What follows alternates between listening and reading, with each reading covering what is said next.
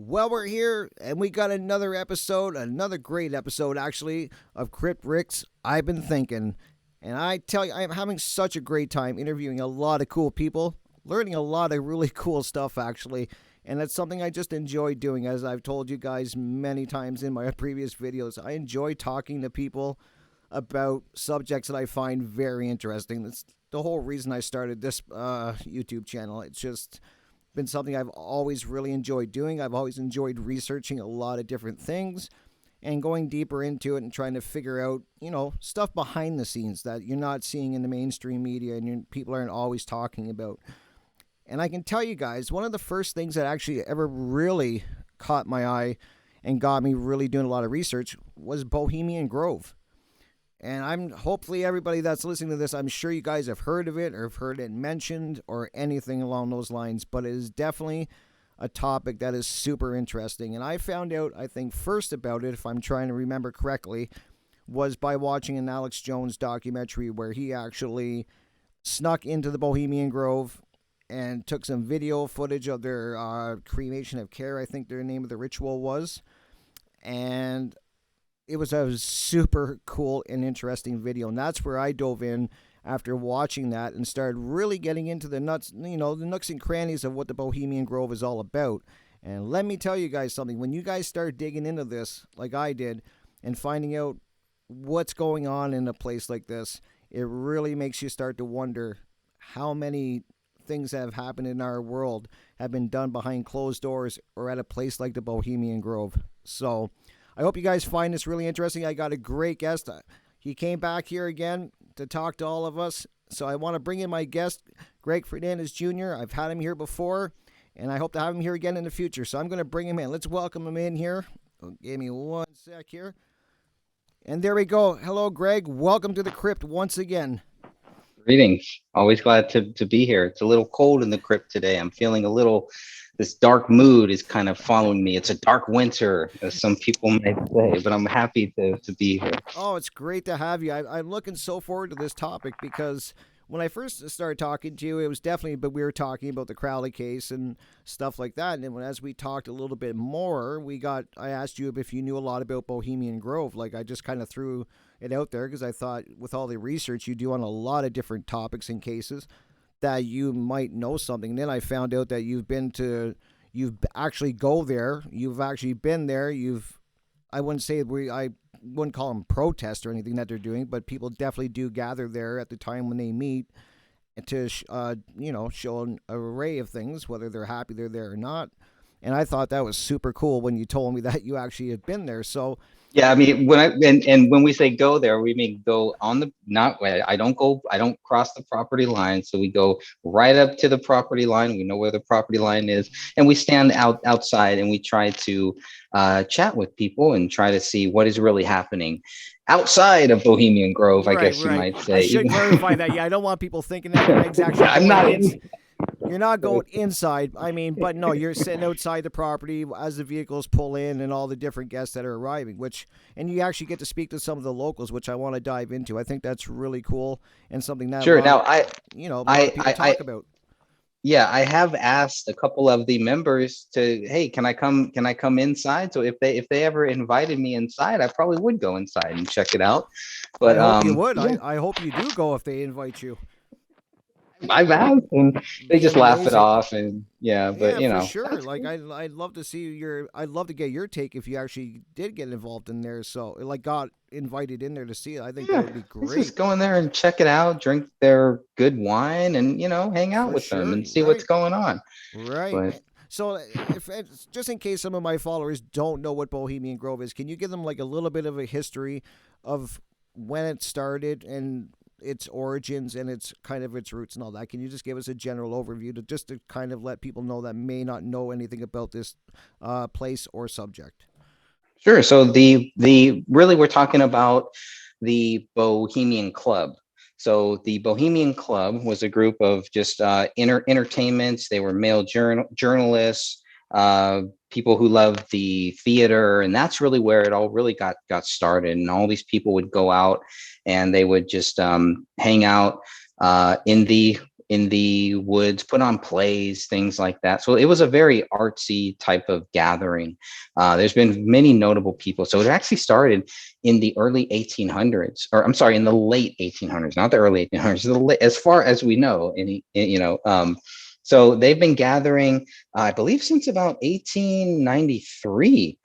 And that started in John Muir Woods, which we know anyone who knows about California, they would probably know that. But the history of the Bohemian Grove dates back to 1872, actually. And so that's when it all got started. Again, just a bunch of people hanging out, journalists. It wasn't what it is now. It was just, as far as what their books say, what their annals say here, and I got volume 4 here. So I've been reading up on who is the Bohemian Club, what are they doing? It's these people are just going out there to throw away their cares, what they call dole care. They have this owl, which is on pretty much inside of everything that you read. They call it a deity. I don't know how good that's going to show up there, but this is right from volume 4. So it is a deity, A deity deity, to them, right? whatever, a And he deity does or go whatever. by he does go by the name of Moloch, and he is He does actually not. he does No, not. he Are does you? not. Oh, okay. Because He I does thought I not. heard that No. in the documentary, and that he is actually Yes. mentioned in the Bible. Correct. Now, that's where it gets a little, is it not? Are they hiding it? Now, technically, no, they don't call the owl Moloch. Alex Jones does, and I know some other people do. The first time that I ever thought about, oh, maybe it's not, because I watched the same video you did. My research started there too. And then I read the other guy's book, Mr. Mike Hansen. And this is a great book for anybody that really wants to know what the Bohemian Club is, where they started, all that good stuff. Heavily researched. Mike Hansen is the other guy that was, quote unquote, snuck into the Bohemian Grove. I think it's recently come out that they were actually invited in, or they were let in by some people. Mm-hmm. But so the Moloch ties are very, very loose. Now, they do have a play, one of the earliest Bohemian Club plays that was played at the Bohemian Grove, did have the character named Moloch in it, but the Bohemian Club itself does not refer to the owl as Moloch. One can make those ties because if you look at the Moloch thing, the human sacrifices, sacrificing babies before Moloch, before Baal, and there are some similarities. But if you were to ask any Bohemian Club member, which we'll talk about that later on too, because yeah, I have something I forgot to mention about that earlier, but there is some loose ties between Moloch and this owl. But if you were to ask anyone from the Bohemian Club, if you were to read any of their books, you're not going to find where they say that the Moloch is the owl. It's Okay. the same thing. Wow. So they as the members of the club, and that from what you've researched in the books, they have a Yes, name for that owl, or is it just that's just their just the owl. just Yeah, okay? Okay. yeah, the owl. They call, yeah, that's basically it.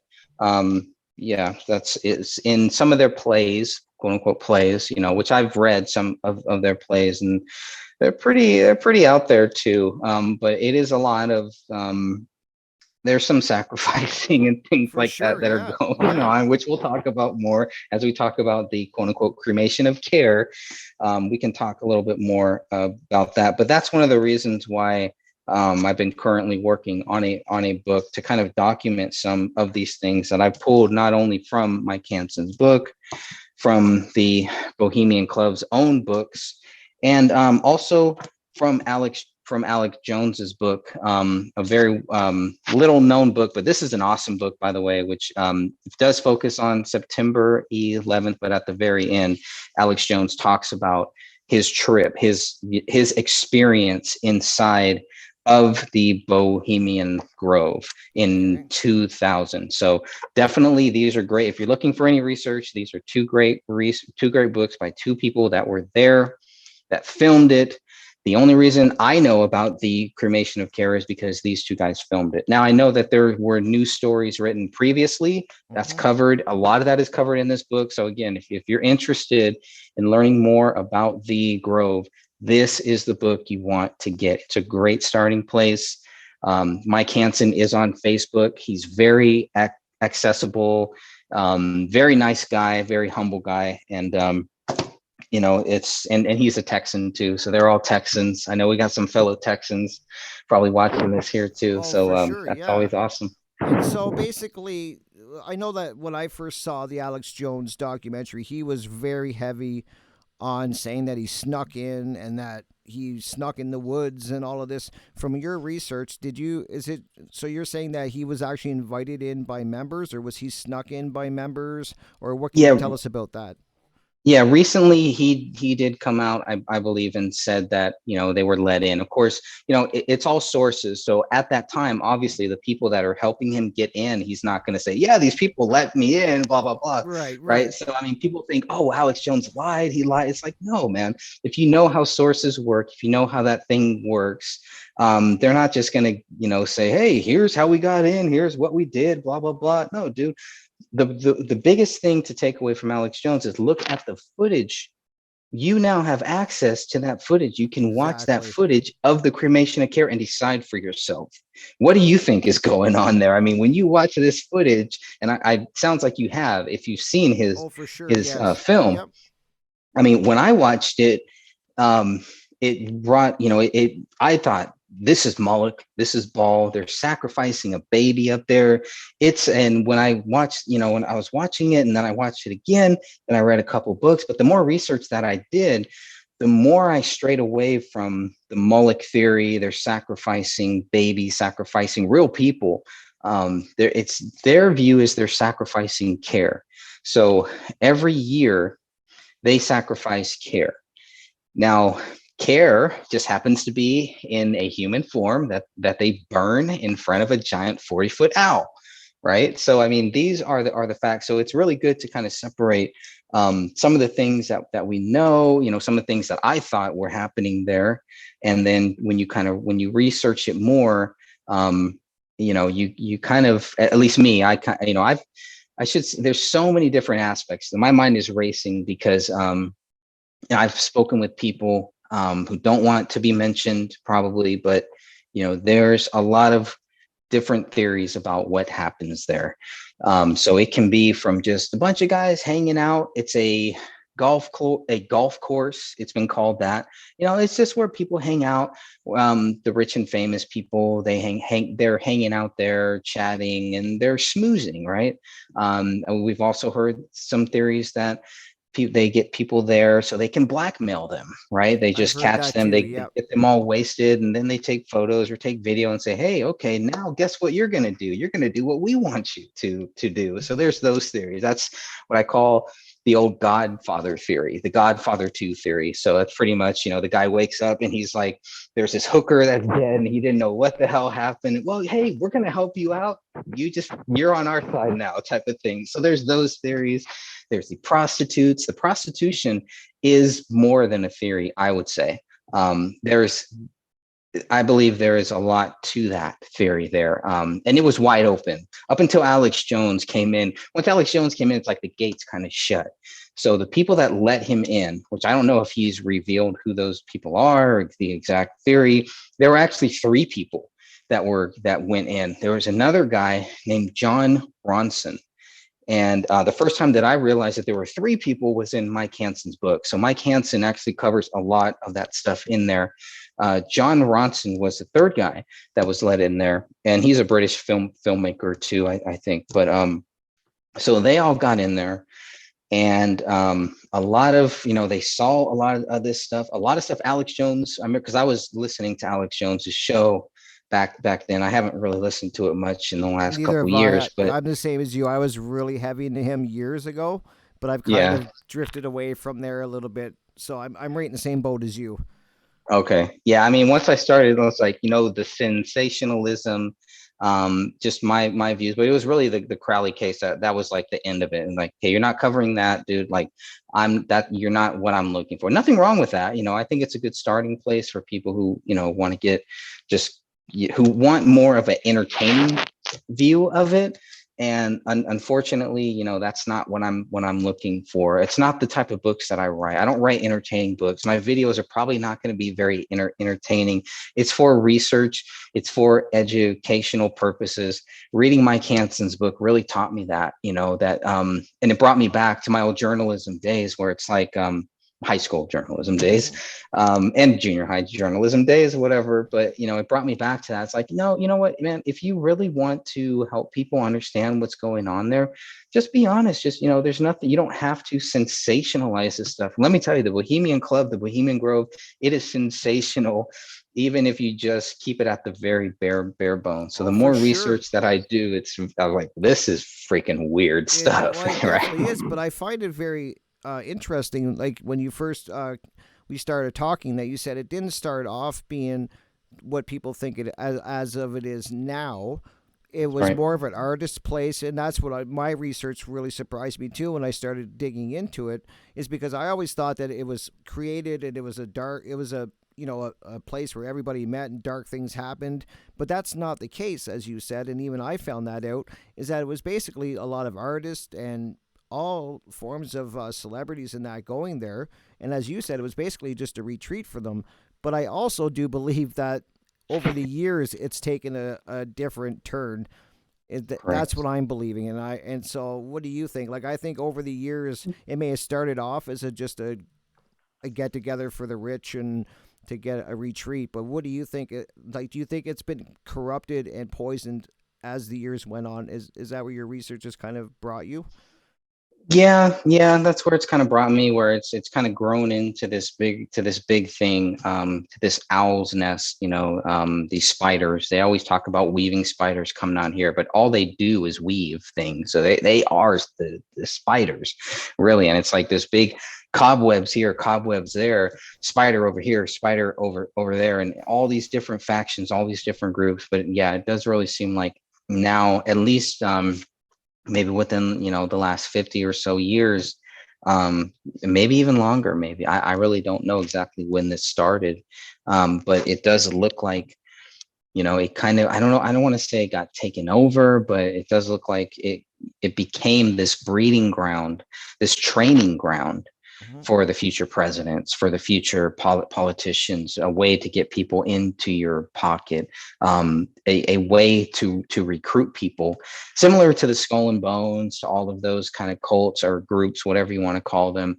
I think the Bohemian Club is very similar to that. On the front, on the face, it's one thing. So, even may even say that the Freemasons are kind of like that too. On the face, when you look at it, oh, it's just a bunch of people. It's just a group, people hanging out. And there's always stuff happening when the doors are closed, behind Exactly. those curtains and everything. So I think that's where it gets a little Well, tricky. And that's the yeah, way that I see it, Greg, because and I've always said this to people that it's I don't believe do I believe everybody that's at the Bohemian that goes to the Bohemian Grove is into some dark stuff and compromise. No, I don't believe that. And I just as you I'm glad you brought that up with the Freemasons and that, because I think in everything you're going to find good and bad in every group. You're going to have good Freemasons, you're going to have bad Freemasons, you're going to have it's like with religion, you're going to have good Catholics or whatever, and then you're going to have the side that's, the crazy cult side of it.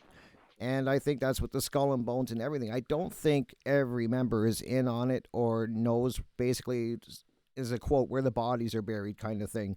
So I right. definitely think I agree with you that it's probably I don't think it's all members, but do I still do believe that there is I would be very naive, I think, of myself to believe that at the Bohemian Grove, there's not some shady deals going on or being discussed.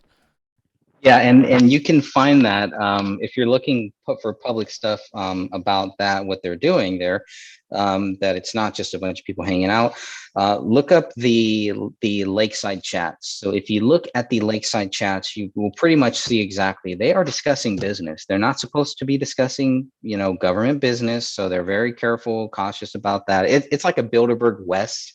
It's been called that. My friend Sean, still calls it that. And it's like, wow, yeah, that makes sense. They go to the Bilderberg in June. Then in the second week of July, they're here in California, in Monterio, which is a very small poor place. It's like it's really weird that they're here and what this town has done. And it's like they purposely picked this town here. They didn't start here either, like we just talked about. They've been moving their locations. Their 2 week summer encampment has moved, but since at least the 1900s, this is where they've been, and it's only males.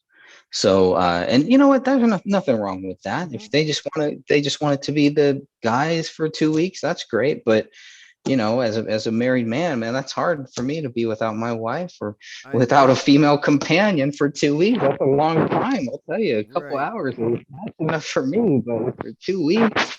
Yes. And so when the prostitute theory started coming out and you started looking into it, where people were actually pointing out to me where the prostitutes were. Oh yeah, they would meet over here, they'd be at the golf course down here, they sign up here, they've been caught here, there's been weird things happening here. So Monterey, if anybody does want to go to Monterey, California, it is an interesting area. It's a very small town. A lot of the locals do not like what they're doing.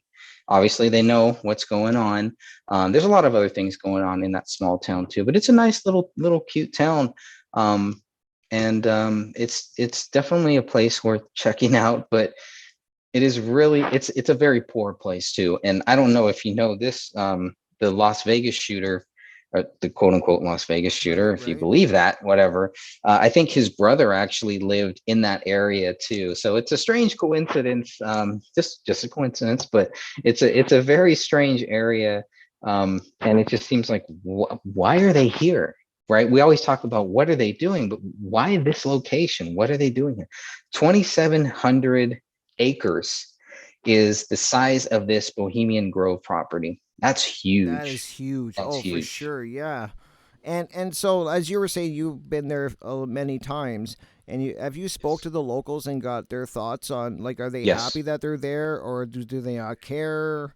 What is the Most of them general? do not. Yeah, the general opinion from the locals that I've personally spoke to is they do not like it, but they also laugh at the whole Moloch theory. They laugh at, oh, you guys think they're doing this there, they're raping kids there, they're sacrificing people there.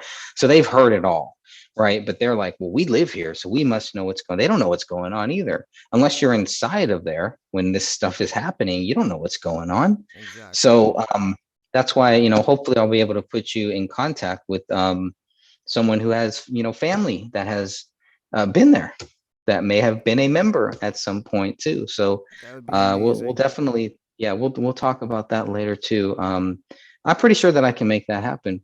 Um, That would be amazing. I think that, yeah, you can't beat, like, you can't beat boots on the ground, and especially somebody that's been in there, or in that, like, knows that kind of thing. And I just, like, so you're like, see, that's really surprising, because I always thought that everybody referred to it as Moloch. Like, so that's really an Alex Jones thing, you think, right? That's kind of like where correct. he, and we all know Alex Jones. If anybody's watched even one of his shows, he's very big into production and making a big noise and wanting to, he's over the top. And I don't think anybody, I think even Alex would agree with that.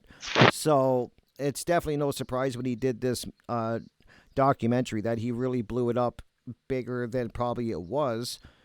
But I also believe that what he saw there, probably has some truth to it too. And I know that when I saw the documentary and I saw that cremation of care ritual, it bothered me. It really did. It really did bother me. I mean, you have a bunch of really powerful elite people that run our world Yeah. burning an effigy. It's not a real person. I'm not saying it's a real child, but it's definitely an effigy of a child. That bothers me. What do you think? Yeah. Yeah. I've seen some of the photos of the, it looks, I don't think it's wood. I think it's a metal. It's actually like a metal. This is the photo based on the photo that I've seen, but it looks more like, doesn't look like a child size from what I've seen there. And when you watch the video, it's hard to really see because it's very, very blurry. But even then, it's like, it doesn't really look like a child size body. It looks like a adult sized body. So, but Okay. even that's even that's weird. I It mean, to is. burn care is what to say, hey, we're gonna throw away our cares, but hey, Rick, why don't you come on down, man? We got this wooden body, we got this effigy, and we're gonna. It's like Burning Man too, right? Don't they do? I don't know about much about Burning Man, but Right. I believe they do something kind of similar to that. I mean, it's called Burning Man, right? So Right. they're burning something, but to burn away care, and not only that, to go to the point where you're sacrificing care in the form of a human. It's just kind of weird. Why not sacrifice it in, just a big pile of, I don't know, but it's just weird that they put it on this altar before a 40-foot owl. Like, why? What? A 40-foot owl? And then you have to remember, before the owl, they had a Buddha statue. So before there was an owl, Really? I did not know this. they had a Wow. 70-foot. Let's see if I can get one of the best photos here. 70 feet, 70 foot owl. Or I'm sorry, 70-foot Buddha statue. So before the owl, they Wow. had this big Buddha statue. Now, this was made by the plaster of Paris. It's a replica, and I'm going to butcher this name, of the Kamakura Daibutsu. And it was eventually replaced by the owl in 1929 after years of deterioration. The photos can be found at the National Park in the Muir Woods National Monument Archives. So this was there, this 70-foot Buddhist, I call it a Buddhist statue, whatever you want to call it. This statue was there starting in 1892. So this was there. Obviously, it wasn't part. The owl, they say, is part of the plays that they do there, but this statue was there, and so it's like, what is this statue for, right? So, and they don't. It's mentioned like once in this book here that I have in their volume 4 book, and it's not. It's just kind of glossed over, but they do kind of Wow. mention it. I don't know if it was part of another play, but I mean, 70 feet, man, that's huge. That's huge. And what I find really surprising is that Alex Jones did not make any mention of no 70-foot Buddha statue that I remember in his documentary. He really honed in on the owl and that. But I Yeah, mean, now I didn't know that there was a Buddha statue. That makes my brain go in a whole different direction in a way. And okay, my brain kind of goes, Greg, with that yeah, is maybe at the beginning where it was the artist and it was a more of a retreat for the elite and stuff like that. They were definitely worshiping the Buddha or whatever, like that statue.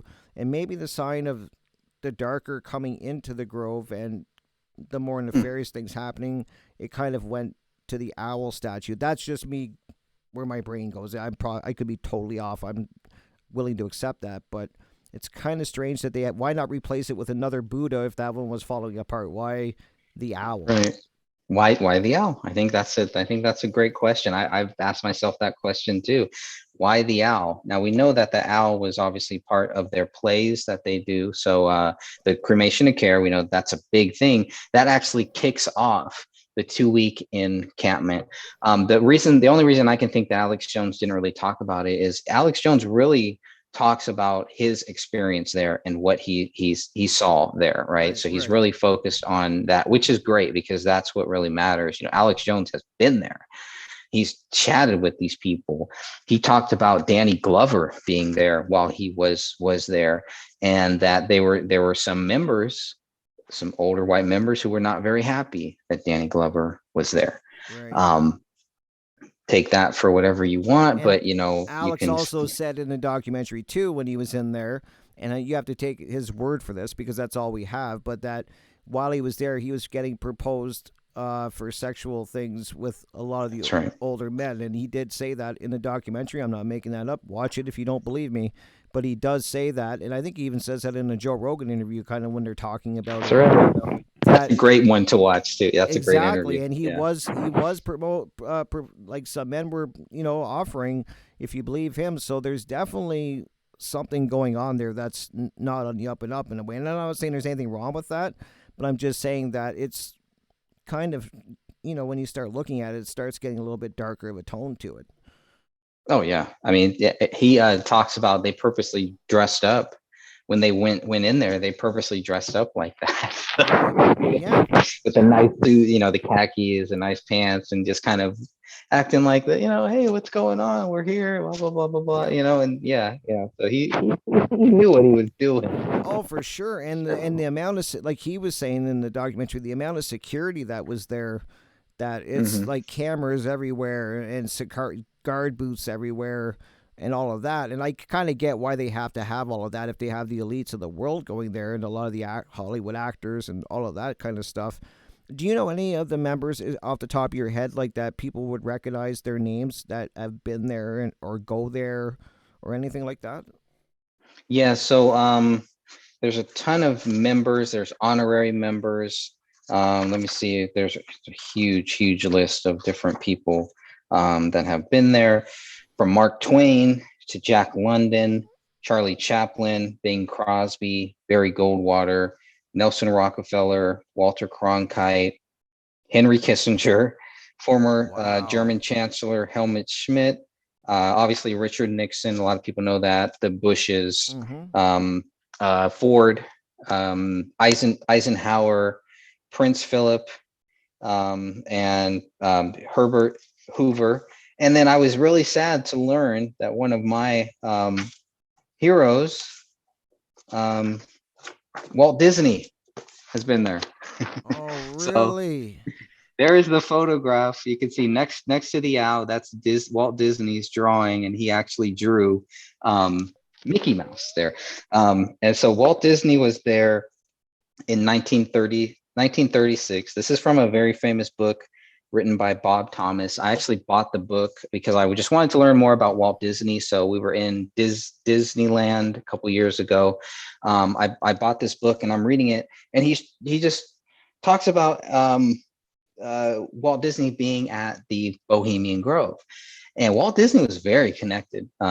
When during World War II, when everything was happening, Disney Studios was actually used as a military base, That's and Walt correct. Disney helped make a lot of the propaganda films too.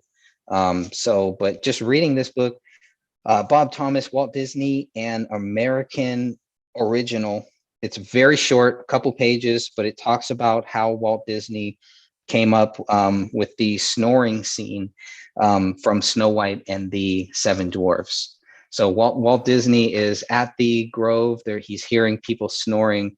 And so when you watch Snow White and the Seven Dwarfs and you see the scene of the dwarfs snoring, that scene is actually based on Walt Disney's experience inside Bohemian Grove. It's pretty Wow. interesting. Yeah, that is. I didn't. Yeah. See, that's why I love talking to you, Greg, because the things I find out are just really cool and amazing. I didn't know that he was there either, and it's really a who's who of every Also, era. Ronald Reagan too. And the funny tie between Ronald Reagan and Walt Disney is that when Disney opened, when Disney Land opened, Ronald Reagan was actually part of the TV show that they were putting on and everything. And I just thought that was kind of weird that Walt, it's just a weird connection that the future president, when Ronald Reagan, would just happen to be there, and Right. Walt Disney was planning this utopia. That's what the Epcot Center in Disney World, that's what it was supposed to be. Obviously, it was something different, but there is a documentary that Walt Disney talks about that, and it's basically, I don't know, maybe like a socialist haven, but like when you think of socialism in a good form, which I don't, but if you do, Walt Disney had this idea of a self-sustaining place, and that's what Disney World, the Epcot Center, that's what it was supposed to be. Now, after he died, they changed everything. And there's a lot of weird theories about his death too, but Oh, um, yeah, I'll, that's I'll another stick to the rabbit to the hole. Grove. Yeah, I'll Yeah, stick to the like Grove on this.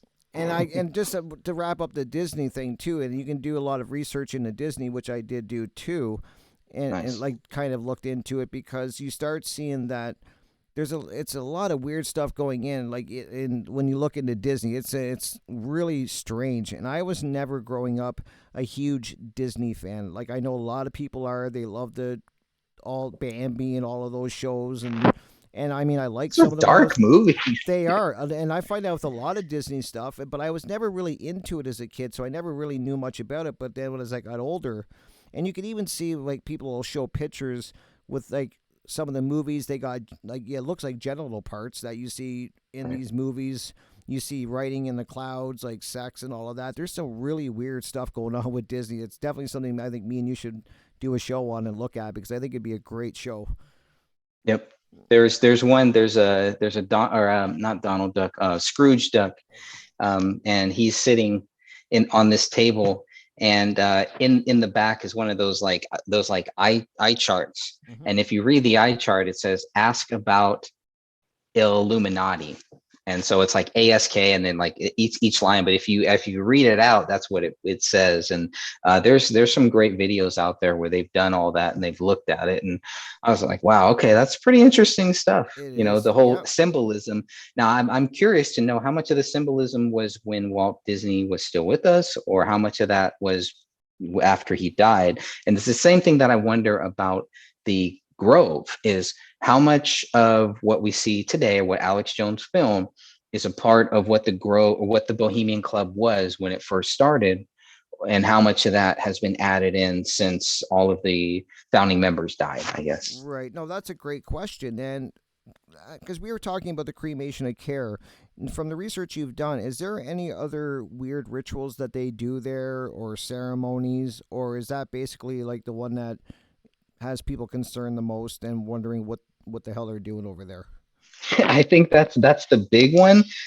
They have jinx, so they have the druid jinx, they have the high jinx, the low jinx, the summer jinx. So they have all these weird plays, and we've read some of those. But you can go to my website actually. If you go to whatistruth.wordpress.com, whatistruth911.wordpress.com, I have like a whole I'm compiling all of the Bohemian Club documents and plays and everything. So we have those, and you can read those, and they're weird. They're really weird, I would say. So they have a lot of weird plays, but nothing like the cremation of care. Nothing like Right. that. And, That I've seen. You and know. that's where a lot of the Bohemian Grove traditions and rituals and stuff come from. It's very Druidic, right? That's where it stems from. It's kind of got like different elements, but it's kind of got Druidic. I'm not even sure how you pronounce that. I think that's right. Yeah. Mashed Yeah. into it, and it's very um, heavy into that, and so I really do find the cremation of care disturbing. I do, because why are you destroying care? Like, care is what everybody needs to have. A lot of people don't have.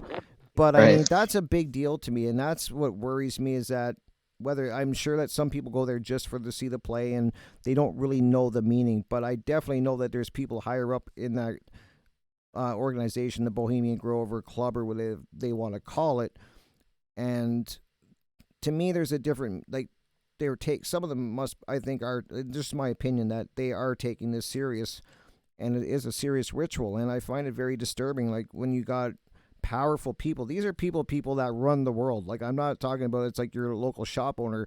These are people of government and entertainment and the highest people all around doing a ceremony like this. It's very disturbing, at least to me. That's right. No, yeah, you're definitely right. I mean, they've been doing the cremation of care since, since the 1800s too. So it has changed. The first year was 1877. So I mean, they've been doing this for a long time. Actually, no, the cremation of care may have came in a little bit later, but definitely around 1890 or so was when they started doing this sacrificing of care. And the play itself has changed over the years, but it's still kind of weird what they're doing. And yeah, why sacrifice care, and why do you have to sacrifice it as a human being? Care couldn't be anything else. It has to be a person in the form of a Right. human being. It has to burn with all, like you said, with all these druids that are standing out there, and they burn it before this 40-foot owl because they're praying to this owl, or they're worshiping this owl. It's like they're appeasing this owl, maybe, Mm-hmm. and where have we seen that? Well, that's what Moloch, Baal, um, all of those things, it's always been like that, to sacrifice something. We Right. talk about human sacrifices. That's what cults do. So to me, it is very satanic. As a Christian, it Mm-hmm. definitely bothers me too. I mean, it's like playing with a Ouija board. Don't do it, please don't do that. And if Yeah. you're going to do it, wait until I leave because I don't want to be a part of that. I don't want to see. I won't even watch a video of the Ouija board if people are talking about it or playing it or anything like that. I won't even watch that. That's just my preference. So, watching the Cremation and Care that Alex Jones filmed is hard to watch. I've only watched it a couple times, and I really don't have any interest in ever watching it Right. ever. It is. So It is. It's disturbing, and yeah, it just to is. let people know that maybe haven't seen the video, like these, it's not like a little play that they put on a little stage. I just want to give people a visual. It's not like a little teeny wooden stage where you got a couple actors on. These people go all out. Like I mean, they're in front of a gigantic stone owl. They're all dressed in weird robes, and there's druids like in robes behind them, and then they bring the actual effigy like on a boat across the river, and they bring it's a very dark to me. It's to me as a Christian, it's very satanic looking, and that's the way I see it. And I could be wrong. Maybe they don't see it that way, but I do. And I think anytime you're cremating anything, it may not be a real person, but I'm sure somewhere in history, in our past, they were real sacrifices that they were doing. They could be doing real sacrifices now somewhere. We don't know. Like, I mean, but it always seems to be with children because children's innocence, I think. And then you're sacrificing something that's innocent as a child and you're calling it care. And to Yeah. me, where my brain goes is that these elites it gives them like a green light in my eyes to do whatever they want to the rest of the world, and they don't care. That's as simple as I can put it. They're sacrificing. It's white. It's like clean. It's exempting them from the consequences, and I think that's just very demonic. If I'm being honest, that's the way I saw it when I see it when I see that ritual.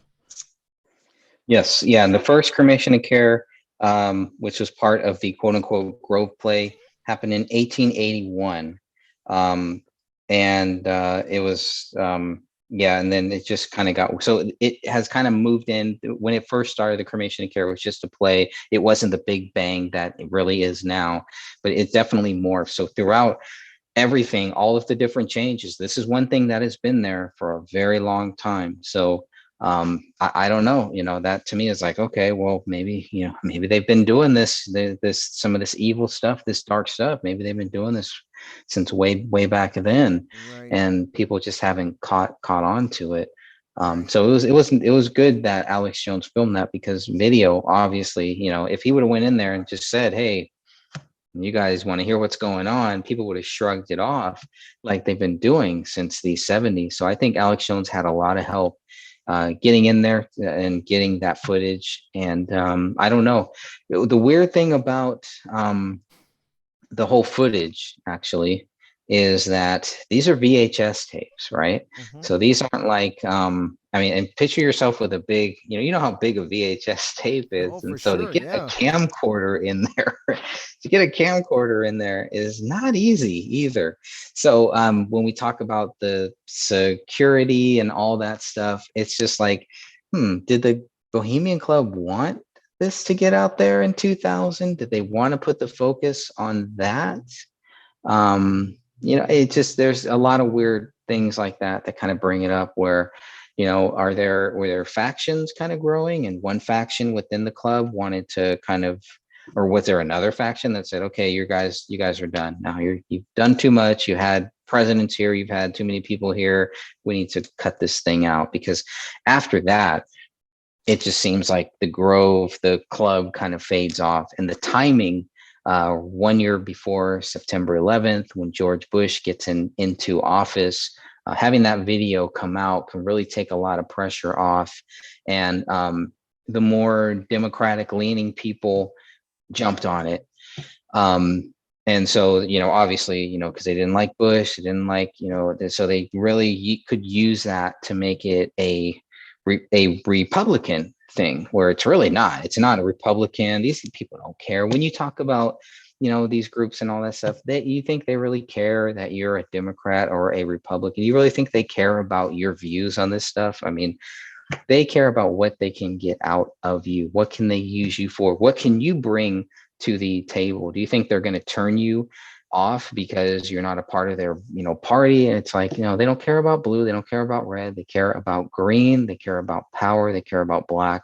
They're not interested in just that. All of that to me is just is for us, right? They want us to be in Exactly. those boxes so they can move us around like little chess pieces. Right. And I totally agree with that. Like, to me, that I've always said that politics was all a show, and that I think they give us a lot of stuff to distract us from looking too deep into it. You got sports, you got music, you got TV, and people aren't paying attention anymore. At least that's the experience that I have. And you even try to wake people up to what is going on around the what you've researched. And I can say, and I've said it on the other episodes, that I have people in my own family that I've tried to quote people say wake up or give the pill, the red pill to wake them up, and they want no part of it. Like, they really don't. They're happy with where they're at, and I've never been that way. I've always known that there's things going on behind the scenes,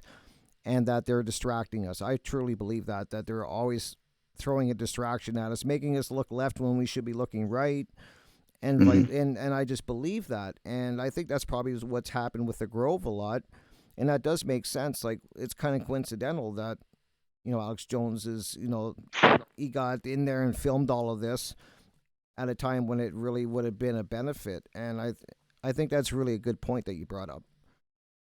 Yeah, yeah, and I mean, right after that, Alex Jones, he pretty much took off after that point, and it was just like, he was just yeah, everything to me kind of changed for him from that point, and obviously he could use that, and a lot of people I think were actually using him for that and saying, hey, we got you in here. What are you going to do for us now too? Yeah. So I mean, there's a lot of theories. Only Alex Jones knows. I don't know what's in Alex Jones's heart. So I mean, when I hear these theories, he's COINTEL, he's this and that. I think of the things that I've been accused of, and how would I want people to, how would I react if somebody accuses me of that? I can't prove that I'm not COINTELPRO if I'm not COINTELPRO, Yep. and if they Yep. can't prove that I am, if they're just saying that I am, then it's just like, but can't prove it, then it's just the argument pretty much ends there. So I never really bought into that, to all of the anti Alex Jones. I mean, there's websites dedicated to Alex Jones, just, that talk about this, talk about that. And I remember I spent years pressing people on it. Like, okay, you say he's this, show me something. And there was just really nothing that I couldn't find really anything there to really Right. prove any of that stuff. And at the end, I'm like, I've wasted so much time trying to look at all the stuff that people say proves Alex Jones is COINTELPRO because he purchased time from a satellite from ABC that makes him part of ABC, which is part of the CIA, which makes Alex Jones. I mean, all these weird dots that are, and I'm just like, you know what, man? How would I want people to treat? I have to treat people the way that I would want to be treated. And I don't always do that. I do fail many, many times, but I always need to go back to that. And so that's why I still have my Alex Jones bumper sticker on my car. Mm-hmm. It's still there. I have no plans on taking it off, even though I have many people that have told me you need to take that thing off. Yep. It's not coming off. Alex Jones did a lot for me. He helped me do my own research, for better or for worse, because when he would make claims that I thought were true and people would call me out on it and I couldn't back it up, I'd go research it, find out that it wasn't true, and I figured, well, you know what, let me take Alex Jones out of my research process. Instead of being lazy and just depending on what Alex Jones says, why don't I just go and do my own research on this stuff? Alex, Right. that's what Alex Jones does. He gets these people on, and he has them tell their stories basically, and he throws in his views and all that stuff. Well, I'll go directly to the source. So that's when I stopped thinking of Alex Jones as a source, more of as just an entertaining host, pretty Right. much. And And I that's agree. when I was like, well, yeah. So I turned him off pretty I much agree, after and that. that's the thing that I like to bring up people with Alex Jones too when they go at him is like, yeah, he does go off the rail. I'm fully admit he goes off the He's rails. entertaining. Yeah, He's he's really entertaining. He entertaining. goes on rants, and he has a lot of issues, I think, going on with his drinking and stuff like that. I truly Yeah, I think that, and but I also back up Joe Rogan when he was saying that people don't give Alex Jones enough credit because a lot it's of the true. stuff that he talks about, he can prove it, and he's right about a lot of stuff. And you can hate him, love him, do whatever you want, but you can't take that away from him. He's been right and exposed a lot of things that have went on, and I think that kind of gets buried why by people when he got pulled off the internet and off of YouTube and all of that. Like people don't realize he was huge on YouTube. He was a Yeah, huge force with YouTube, and they scrubbed him from it and the internet. They're trying to, but he's got a lot of stuff right in his career, and that can't be taken away from him. that's right. That's right. I got a YouTube strike, I think, for replaying some of his stuff, I think too, Oh, at some really? point. Yeah, and that was, and I was like, because people were saying, man, I'm getting scrubbed, they're getting scrubbed, and I'm like, "Look, I'm not getting scrubbed, nothing's happening to me, I'll just keep posting this stuff." And then eventually it does kind of catch up Oh, to for you. sure. Right. But Yeah. yeah, it's like, well, okay, well, I mean, what do they care? What are they scared of? If Alex Jones is just this kooky nut and he's doing all this, why wouldn't you want that out there? Why wouldn't you want that out there so people can see that side and figure it out for themselves? Right. Right.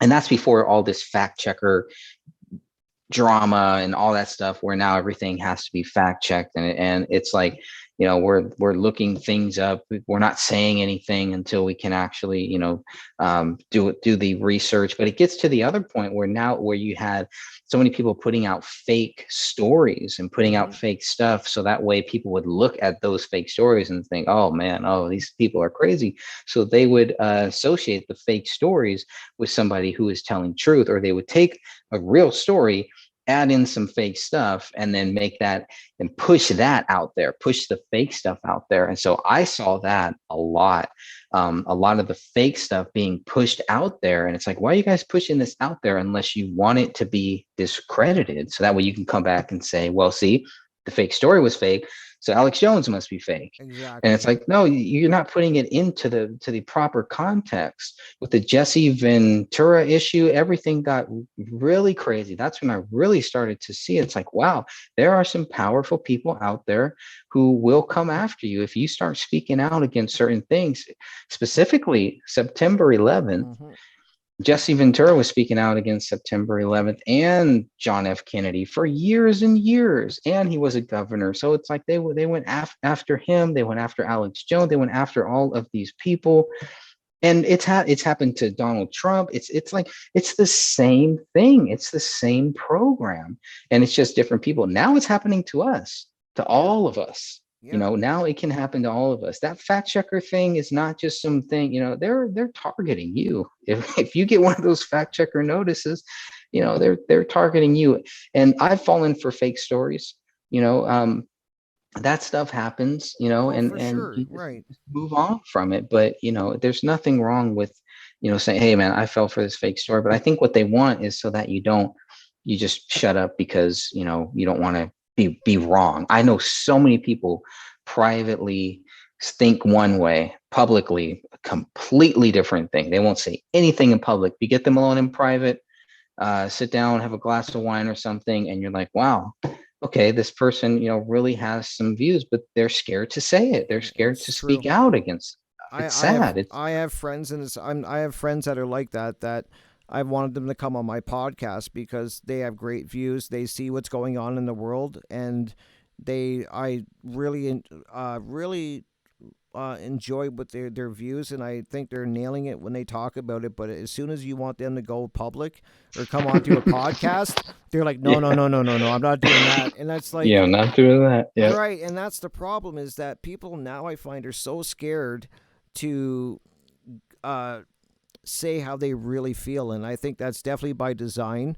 I think Hmm. that they're conditioning us that way. I have a lot like I mean I gotta watch myself because I'll end up going on a rant because I have to pull myself back every once in a while because I see what's going on around me in the world, and I don't see people um caring. Like I mean, and see, it goes back to Bohemian Grove, the sacrifice of care. It's somehow wrapped around to that, but I just Right. don't see people in the world caring anymore. And then people will say, "Oh, so you think everybody's bad?" And I'm like, I never said that. They always do that to me. They kind of Right. throw it at like if you believe a little bit of this, you're all in. And I'm like, no, that's not true. I mean, Right. I just see that the world is lacking empathy and care, and I don't know what's going on, Greg, man. I keep saying it all the time jokingly. I want to go back to the 80s. I mean, I like the 80s. And I don't know what's I'm with you. going yeah, like I don't know what's going on now, but it's crazy. Like, and so that's why like when I saw the Sacrifice of Care from the Bohemian Grove, it just I always think that like we don't buy into that sacrifice. Maybe we don't buy into the druid aspect of it and that. But I always tell people that doesn't mean that other people in this world don't buy into it and don't put a lot of energy into that. And I always feel that the more people that are inserting their energy and their life force into something, it's making it powerful. And I just believe that. I just believe that all our energy is connected in this world. We're all connected as one. And call me crazy, but that's what I think. And I think people that are putting energy into these dark rituals, it gives them power. And I don't know, maybe it affects all of us in some way. What do you think? Do I sound crazy? I Yep. probably do. Nope. Nope. I mean, as a Christian, I read the Bible, and we all came from one man and Mm-hmm. one woman. We, like you said, we're all one. We're all from the same source. So Mm-hmm. what one of us does affect everybody else. And because now there's way more people in the world than when it first happened, it's chaos. It can be utter chaos. But just because we don't see it, there, doesn't mean that people don't care, right? I mean, you obviously know a lot of caring people, I do. that will probably never admit it, will never say that, you know what, Rick, you're probably right on this, and a lot of the times in my past experience with arguing with people, with close friends, with family, I've learned a lot. And a lot of what I've learned is what not to do, to not disrespect them, to not speak over. And that's difficult for me, especially as an Alex Jones fan, man. I was like I was talking over everybody. I thought I knew everything. I thought that I was right. And you know what? It doesn't matter if I'm right. I love my family. I love my friends. I love all people, regardless of what people think. Even if you hate me, I love people, man. I look at people and I see sadness. Mm-hmm. And it's man, after COVID, it was at a whole new level. You see it, man. You Yeah, feel it. Whether you don't, even if you don't see it, you feel it I with do. I this feel COVID. it. I do. I'm like you. I feel it. Yeah, and it hurts. It hurts. And so sometimes we lash out when anger. It's like, you're bleeding. You're bleeding. Why don't you see? Why don't you bandage yourself up? And then, of course, I always have to go back to the scripture. Pluck the eye, pluck the. Take the thorn out of your own eye first, Greg, before you start telling everybody else. So, and it's difficult, and it is a learning process. And I think hopefully as I get older, I'm learning to kind of be more patient and to be more, just kind of, I don't want to say passive, but man, if they don't believe that, okay, fine. Maybe they don't believe it right now, Mm-hmm. but that's what I write. I write my books are for my family, are for my friends, are for good people, people that may not even be born yet. Mm-hmm. People are going to thirst, especially in this digital age, Rick. I mean, because you talk about 80s, man, there's no digital age like we have right now. Never, It's never, a, never in history have we had, like, we've never had access to as much information as we do now at our fingertips. That's a fact. We have, like, you can Google anything or start diving into it, and we got information at our fingertips. What scares me, Greg, is that yeah. I don't see people using that power to research stuff. They're too busy watching movies and playing games, and I just don't find a lot of people willing to sit down and put the research in. And I always give the example. I don't know if you've ever heard of Mark Passio. I He's a haven't, but I did hear you talk about him in the right. chat. I'm curious. Yeah. You gotta check his YouTube channel, dude. He's amazing. He does lectures on all the stuff that we talk about, and he does a lecture on natural law that's 7 hours long. And I have recommended that lecture to all of my friends and family. And do you know how many Look people have that up. actually sat down and watched that 7 hours? Zero. And Well, I'm not. that's a lot to ask in 7 hours. It's a long time to ask, and I've watched it like 4 times. I've put in more than a Mm, day of my life total into watching that man's lecture on natural law, because it's a lot to absorb 7 hours. But I can't. I even try to compromise with people. I'm like, how about you watch an hour a day? Take you a week to watch it, and then you get. They won't even do that. I just find people We have a lot of power at our fingertips, a lot of way to research a lot of different things, and I don't see people doing it. Not at least I don't see it. You might see it. I know a few people like yourself and other people that do. I'm not saying a blanket statement that all people aren't, but I just Sure. find that a lot of Sure. people are not taking advantage of the amount of information we have, and I think we're losing the ability, and we could lose the ability very quickly to even be able to access that information down the road. Yeah, and that's what I love about the media, the print media. That's why I'm still big on print, still big Me on too. paper and everything. It's hard to scrub that, without the book burnings like the old days and stuff like that. It's the whole modern day book burning is just doxing you, or just what do they call that when they it's a term where they shadow ban, right? Shadow ban. Yep. Shadow ban, yeah, Yep. all that stuff. Like that's basically book burning. That's modern Yep. day book burning. That's happening. Well, you know what? I can write a book and I can hand this to somebody, right? I don't have to worry about a fact checker. I don't have to worry about, people, whatever. Just but maybe that's where we're going. So maybe sometimes to go forward, we have to go backward.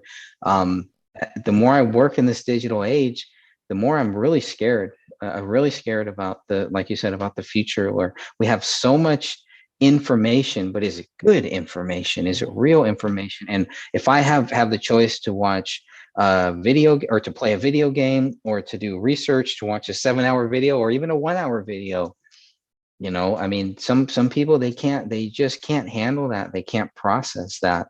And so that's why it's good to hit them on all different fronts here too, because you know what, maybe they're not ready for that yet. Doesn't mean that they won't be. And that's where it's really up to us to kind of make sure we keep that door open. I fail at this sometimes, where I've argued, me and my brother. I love my brother, and we've gotten into arguments, and it's only as we get older, it's like, man, we love each other. Why are we fighting over Mm-hmm. this?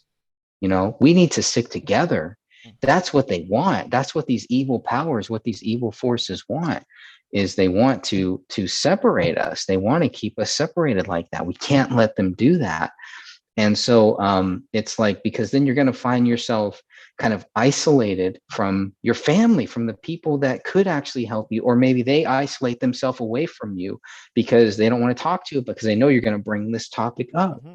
And to me, it's all a big learning process. And I know everybody, this is a global thing. With the COVID thing, man, there is not one, unless you're living on a rock or Amish, or, living somewhere far away. But even then, it's like, this has affected the world, and everybody has a side. Everybody has, anti-vaxxers versus vaxxers. And I'm like, man, I love my family.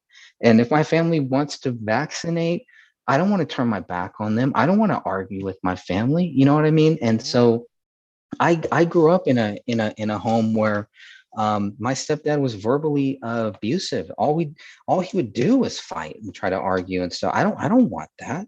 No. I don't want to. I don't, like you said, bringing things into this world. I don't want to do that.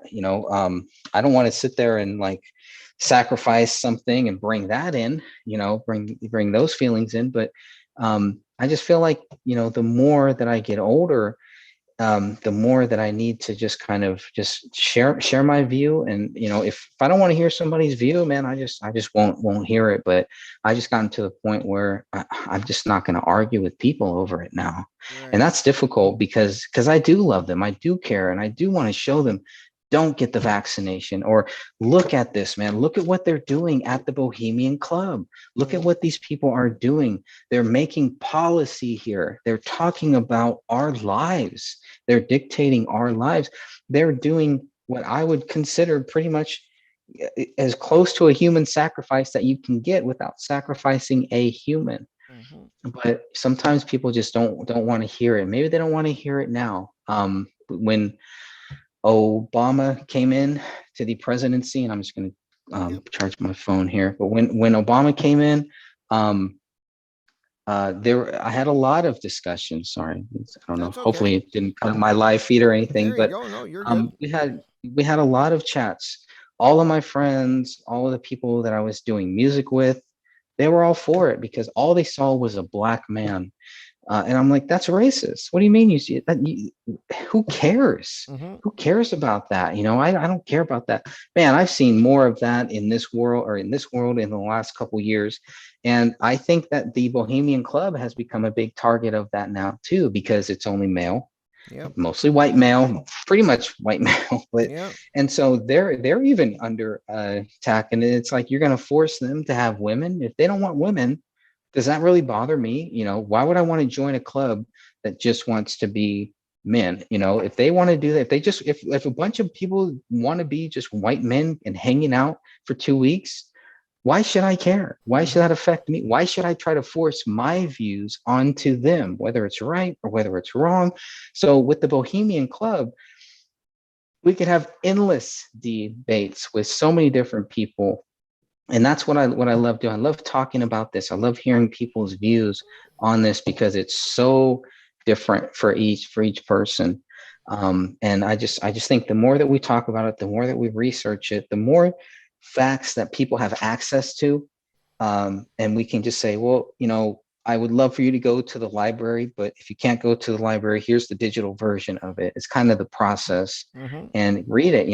Like you said, go and watch Mark Pascio's book, or read, watch his actual videos. You're not telling me what's in his video. You're not telling me what's so great about him. You're saying watch it, Mm-hmm. because obviously there's something there that had a strong impact on you Oh, there, for and you sure. want, and there's knowledge there that you got that you want to share because you want other people to know that, to have that knowledge too. Yep. That's a good thing. That's a positive thing. You know what Yep. I mean? And And so I we never used to ask go. anybody to believe, like, I'm not, when I say go watch one of his videos or one of his lectures, I don't expect everybody to like watch and go, you know what, he changed my life. But I always think that, at least check it out. I check if somebody recommends a book or Mhm. a documentary or anything, I will go and check it out and I'll make my own opinion on it. But I hunger for that type of knowledge and I thirst for it. I love to learn about stuff like that. So, and I'm like you in a lot of ways too, that I've tried to talk to my friends, some of my friends in my own family, and they don't want to sit down and watch even a 1 hour video or documentary that talks about the topics that we talk about. But I don't get angry anymore, but I always leave, like you said, I leave the door open. And then I'll bring it up to them gradually once in a while and I'll say, hey, you want to maybe check out this movie with me or something, this documentary or whatever. And then I just kind of hint at it, but I don't force the issue. And Right. hopefully one day they'll pick it up and they'll actually do a little bit of research and maybe like what they see. I just hope that someday they even take. I just find people don't even take the time. At least the people I talk to don't even Yeah. want to invest. Never mind 7 hours. As soon as I say 7 hours, they roll their eyes at me and they're like, "Oh, that's too long." And I'm like, "Okay, but you'll watch 7 hours of Netflix, no It's true. problem." Good point. And Good that point there. it's Yeah. true. You'll binge watch a Oh, for TV sure. show in one. Yeah, you'll watch a whole series in one night, but I ask you to look at something that's very important and that breaks down. It's so important to me. His natural law seminar changed my life. It really did. And I found a lot of the stuff he talked about was stuff that I already believed. It wasn't like he changed any of my views drastically. He just kind of cleared things up and made me realize that I wasn't as crazy as I thought it was the way I thought. And I just think people would really benefit from some of the knowledge that he gets. Don't have to listen to. You don't have to believe everything he says. You don't have to. But I think it's worth checking out. And Right. I'm kind of in the boat where you are. It's just like, do you find the people that you're around, are they willing to look at documentaries and read books and that, or are they kind of turning their back and too busy with their own life type of thing? I kind of find both. I think and it has a lot to do with the way that I approach them. So if I approach them like, man, you got to see this, you don't, you have to see this. The more forceful I am, the more resistant they're going to be Me too. towards it. So sometimes what I'll do is, we'll start talking, they'll start bringing up a topic. If they bring up a topic, then I'll try to suggest a video that, or, a book or something like that, that may kind of lead into that.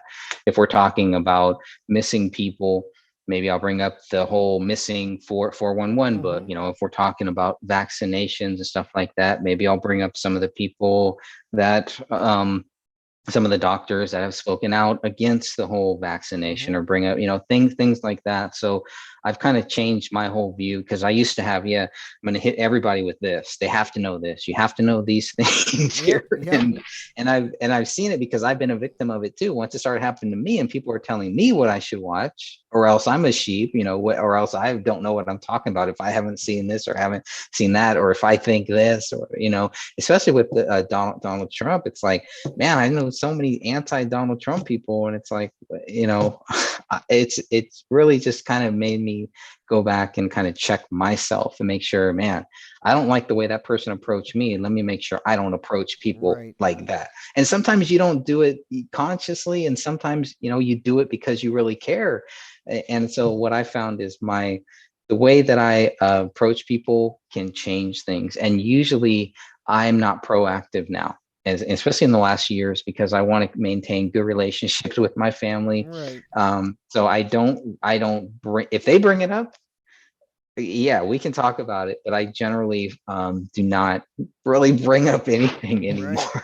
And it's And true. that Like, sucks. it's true. And it's how you approach people. I learned that too, because when I first started waking up and learning all of this stuff, I wanted to like tell everybody. I was like, Right. and I was very forceful. I was like, you got to see this, you got to watch this. And the more you can't Me go at too. people like that. And a lot of people, you got to warm the pot of water up slow. You can't just throw them into a pot of, and it's boiling already. So I found that if you gradually get them Yeah. watching it and reading it, it kind of, they're kind of more open to it. But I definitely agree with you that you definitely got to have a technique to doing it. And I did find out one time, I'll tell you a quick story that's funny. Sure. I remember I was researching and just questioning flat Earth. I've always just found that something I just question, and I look at all the different videos and different people talking about it. And in my great wisdom, a couple years ago at Thanksgiving dinner at my wife's parents' house, I thought I was going to bring up discussing flat Earth at the dinner table. Let me tell you, Greg, that is not the place to do it.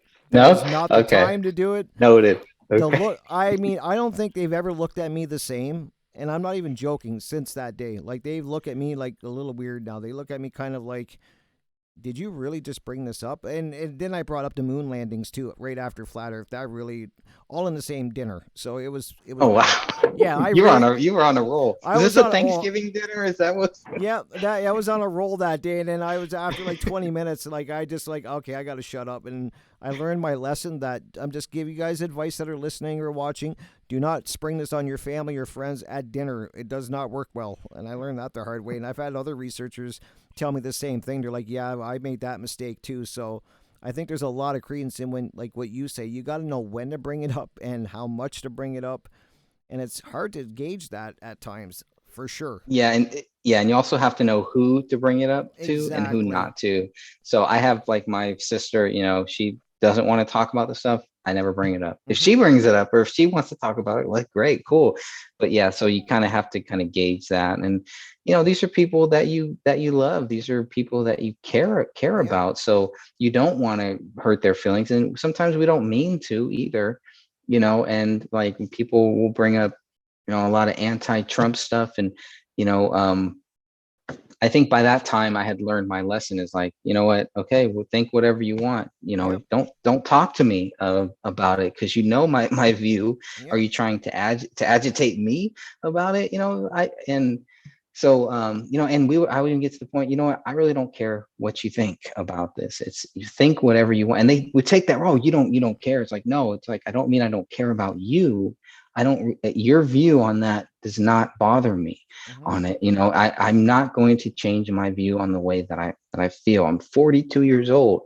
But it's going to be very hard for me to change my view, for right or for wrong. Right. And there's certain things that I would love to talk to people about, and there's things that I'm not open to talk to people about. And I have, if I'm going to be like that, I have to respect other people like that too. If they don't want to talk Exactly. about September 11th, I'm not going to talk about it. One day my brother told me very forcefully, and I was shocked. Didn't want to hear about David Crowley. I was shocked. I was shocked, because I was like, wow, I didn't, am I talking about it too much? Or I think it was just, whatever his issue, I think, had nothing to do with David Crowley, and had more to do with me and my personality, and the way that I would come across, towards people, like I knew everything. And Right. I didn't mean to be like that. And I don't know everything, but I didn't understand why they were feeling like that. And it has very little to do with me. It has to do with them and the way that they were brought up. My mom does not want to hear about the whole moon landing thing either, because we have family that worked with NASA and worked on Yep. certain things, so they have a preconditioned thing. So I get it. That's not going to affect my view on it, but at the same time, and especially with elders, I've learned this a lot too. With the elders, sometimes just shut up, listen to what they say, move on, because one day that's going to be us. One day I'm going to be the elder, and so how am I going to want people to treat me? I got to treat them that same way. I respect my elders. I didn't always, and as I get older, I'm starting to understand that whether I agree with them or not, they're older. Show your respect to them, because I want to pass that on. I want the younger generations to do that same thing. And if I'm not showing my respect, then why would I expect the younger people to show me their respect? And look at this world that is happening. Look at all the way that these young kids are walking around, the way that they're treated. They have no respect for anybody. No, not all of them, but what I see, and I was one of these people. No respect for elders, don't care. No, it's all about you. And Mm-hmm. when you live your life that it's all about you, you're not going to want to look at the Bohemian Grove. You're not going to want to look at all that stuff, because it doesn't, you think, what does it have to do with me? Yep. How does this affect me? Okay, these guys are hanging out in the woods. So what? I don't care. Yep. And it's like, wow, you really don't understand, how serious these things are. But at the same time, you know what? I can't force you to eat your broccoli. If You you don't want can't. to Yeah, eat you your can't force broccoli, people to you're wake not gonna up. eat it. You can't Right. force people to wake up. I've tried to do it. It doesn't work. And you bring Doesn't up a work. Right. great point about how the younger generation and um walk around and they just don't seem to care and they don't respect anybody. And like, I'm not saying everybody's like that. Don't let me make a Sure. blanket statement, but there is. I find with a lot of the younger generation that they are that way, and I really think it's. I do think it's by design. I think that a lot of Yeah, I people do too. are living a satanic um, lifestyle. Let me put it this way: they're living Absolutely. a satanic lifestyle, and they don't even realize it. It's not intentional. They're not sitting in a graveyard sacrificing cats and friggin' wearing robes, but they are living a satanic. And what's very scary is if you look at the tenets of Satanism, and Mm, and they do have their own tenets, believe it or not. I like to just inform people that they do have their own form of commandments and that they follow and stuff. They have their form of commandments just like the Christians do. And if you go down the list and a lot of people live a satanic lifestyle and don't even realize it. And I do think it's by design. I think the top of the pyramid that run all the governments, I do believe that too, that there is a pyramid scheme that's going on, and at the top of the pyramid they're me the too. ones pulling the strings. They're moving the government pieces around. They're moving everything in our world around, and I think that's just trickling down that from that top. And I do, and a lot of people say to me, well, I don't believe in Satanism. I don't believe in, some even say they're not Christian. They don't believe in the devil. They don't. And I always go back to, yeah, you may not believe that, but the people that are ruling over us, they do believe in it. Right. And it's their lifestyle. It's what they believe. And I think people would be very shocked to see how many of the tenets of Satanism they could check off on that list that is a part of them. And I just think it's part. I really do think it's all done by design, and they're making us this way or trying to. Yeah. What do you Yep. think? And it's so out in our face now. And that's Oh, one of for the things sure, that for I sure. wonder about the Grove. Did they want us to see this? Yep. Do they want us to be fearful of this? Do they want us to really focus on this stuff? Because look at everything that's out there now. I mean, every Super Bowl, I can't watch a Super Bowl halftime show. Nope. I'm a sports fan. I can't watch a lot of sports anymore. Nope. I'm a wrestling fan. I was watching wrestling a couple months ago. One of the characters has a pentagram. Mm-hmm. He comes out of pentagram box. To a lot of people, it doesn't mean anything. As a Christian, man, that bothered me. Yep. You know what I mean? I'm not going to boycott. I'm not going to, Yep. but it's just like, wow, it's so out in our face that we need to be spiritually prepared for these things. And I think you're right. A lot of people aren't, because they have no idea what is going on. Yep.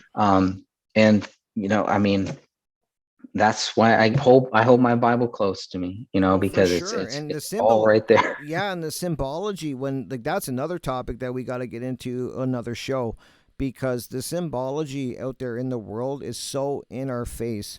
As you brought up the Super Bowl, I can look at musicians. It's all over the Yeah, music it world. is. It's all over the movie world. It's all in business. It's in logos. And when you have eyes to find, when you finally wake up to symbology, that was one of the big things that I learned with Mark Passio. Is and the great thing about Mark Passio, if you do any research on him, you'll really like. I know you'll love his lectures. I Yeah, I'm know you actually will. looking him up. I've pulled up some of Yeah, his stuff right and here. Just he was a priest in the Church of Satan when he was a younger man. interesting. Yeah, he Interesting. was a priest in the Church of Satan, and he's very open about it. He does not hide anything about his life, and that's how he when he was a priest in it, he saw what, like, he was the guy that was going to these meetings of rich people, and that were part of the grovel, that the grovel, I think they're called. I can't remember. There's a name for the groups that they were. And he saw what the elites were doing and heard what they had planned and stuff like that. And so he got away from it. And, he said he couldn't do that because he didn't want to be responsible for what they had plans for humanity. But the way he describes it, everything that's happening now with the conditioning of our children, and what getting rid of the family unit, getting introducing a lot of different religions, like he was talking about solipsism before it was a thing. Like, he was one of the groups, the meetings he went to, they were like, wait till you see the number that we play on people when we introduce solipsism into the mainstream world. And What is that? What's solipsism solipsism? is, you don't believe in anything. Like, you don't Oh, believe, okay. if I'm correct, I may be wrong. Forgive me, people, if I'm wrong. Yeah, I'm like, Greg kind of hit me right out of the. So I just did Sorry. it's okay. I did a chain reaction, so I'm pretty sure I'm right. But if solipsism in a very rudimental form is, you don't believe in any other, like, the only thing that is real is your existence, and Mm, everything else besides your existence is up to, it's not real. Like, it's really weird. It's a really weird belief system when you look into it, and it's very satanic. And they were planning this, he said, years and years before it became a popular terminology that people started following. So I don't think people realize how deep the Satanism in the world goes. And whether you believe in it or not, that's not a concern to me. I know there is people that do believe in it, and they're powerful people. And he also makes a great point where they have trickled and infiltrated every part of society, in schooling, healthcare, government, like, you name it, they're in there. yeah. And this is all by design. And I think you're really going to find his work. Yeah, I think you're gonna get a lot out of it, Greg. I really do. If you take the time to, you don't have to start with the 7 hour one. I mean, by all means, he does some other Oh, ones there's that, there's a yeah, yeah, there's some short clips that I'm yep. seeing here that, yeah, And he's yeah. even got he's got a series on his website there, or his YouTube channel, that you're looking at, where it's not Hmm. even a video format. He just talks for an hour, hour and a half, and it's just called "What on Earth is Happening," and it's like a podcast where you can listen to him while you're doing stuff around the house or whatever.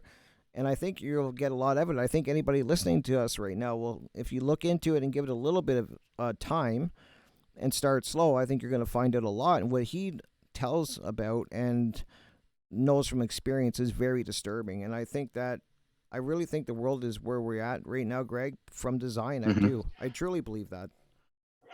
But yeah, yeah, definitely. I mean, it's all in scripture. It's all, I mean, that's what it's all going for. If you look at what the devil is, and what a lot of people, what they've fallen for, is to make it all about you. Yep, it's You true. That's you true. you've heard that phrase, you got to do you. Hmm. And my wife makes fun of me, and we joke about that phrase all the time because somebody said that to me when I was working, when I was at work, and I couldn't stop laughing about it because it's like, you got to do you. I know what they mean, Mm-hmm. but the way that it's said and everything, and it's like, wow, that's a very selfish thing. Yep. What about everybody else? What about what I do? How does that affect everybody else? Mm-hmm. There's so many people hurting in this world, so many people that need help. And if I'm just doing me, then I'm not going to be able to help, other people that may need it. And God may put you in a spot where you're able to help that person. But if you're too busy doing you, then Yep. you may not help that other And person. that's a It's just, very satanic mindset to it just be is, that right? selfish, to be just about Yeah, you. That's one of the tenets of Satanism, actually. And one day, like I'm really. saying, Yes. yeah, just Google it one day or tonight when we're done, and just Google the tenets of Satanism, and you're gonna read them, and you're gonna be like, oh my god, like that is so many people, so many people's mindset in the world. And I'm not saying that they're doing it intentionally. I don't believe that at all. I think that it's just the way they're being led, and we're being led in the world, that we're adopting this mindset, we're adopting these traits, and we don't even realize where they're coming from, who's putting it in our minds, with all the different forms of media, entertainment, everything, and the symbology, which was, as I was saying earlier, a show I want to do with you, because I think once people have the eyes to see all the symbology in the world, Hmm. that's when my eyes really opened. Like I was like, oh my god, like. And there's a great lecture on Mark Pascal's site. You'll find there. I'm not sure the title, but he does. It's got symbology in the title, and he breaks down all the symbols that are around us, and it's very scary, Gray. I see symbols everywhere now. I'm not sure. I'm sure you do too. Yep, I see the eye, the circle, the triangle. With David Crowley, there was a lot of the symbols. Yep. The more research that I do on the Grove, it's there too. There's the Grove, the Bohemian Club is based in San Francisco. To Okay. me, that's the belly of the beast right there, man. I Mm-hmm. don't know if you've ever been to San Francisco or not, No, but I haven't, but I like. Would it's Why do you think? Well, like I don't want to ask why do yeah, you I think wouldn't want that? to go there. Why do you It think is. that? I think it's the main thing is a feeling that I get. Looking at San Francisco as I got older is a lot different than looking at it when I was a child. When I was a kid, I loved it. It was cool. I thought it was a great place to go. Big buildings. I would just sit there and stare at all of these buildings and everything. But then you look at the people there, and you look at the homeless people that are suffering, the people that are walking around talking to themselves, being violent towards other people, committing, very strong crimes, Mm-hmm. and crimes I don't even want to mention. But and at some point, and I was working out in San Francisco, and I was like, man, this is like the belly of the beast here. I just want to get out of here. I don't know if you've ever been around a Satanist, or you've ever been around somebody who believes that stuff. Mm-hmm. I was, and I got physically sick to the point where I had to leave their residence, go out to my car, smoke a little weed, and just kind of chill out. And I had no idea why. It was only years later that I really understood what they were trying to do to me, and what was happening.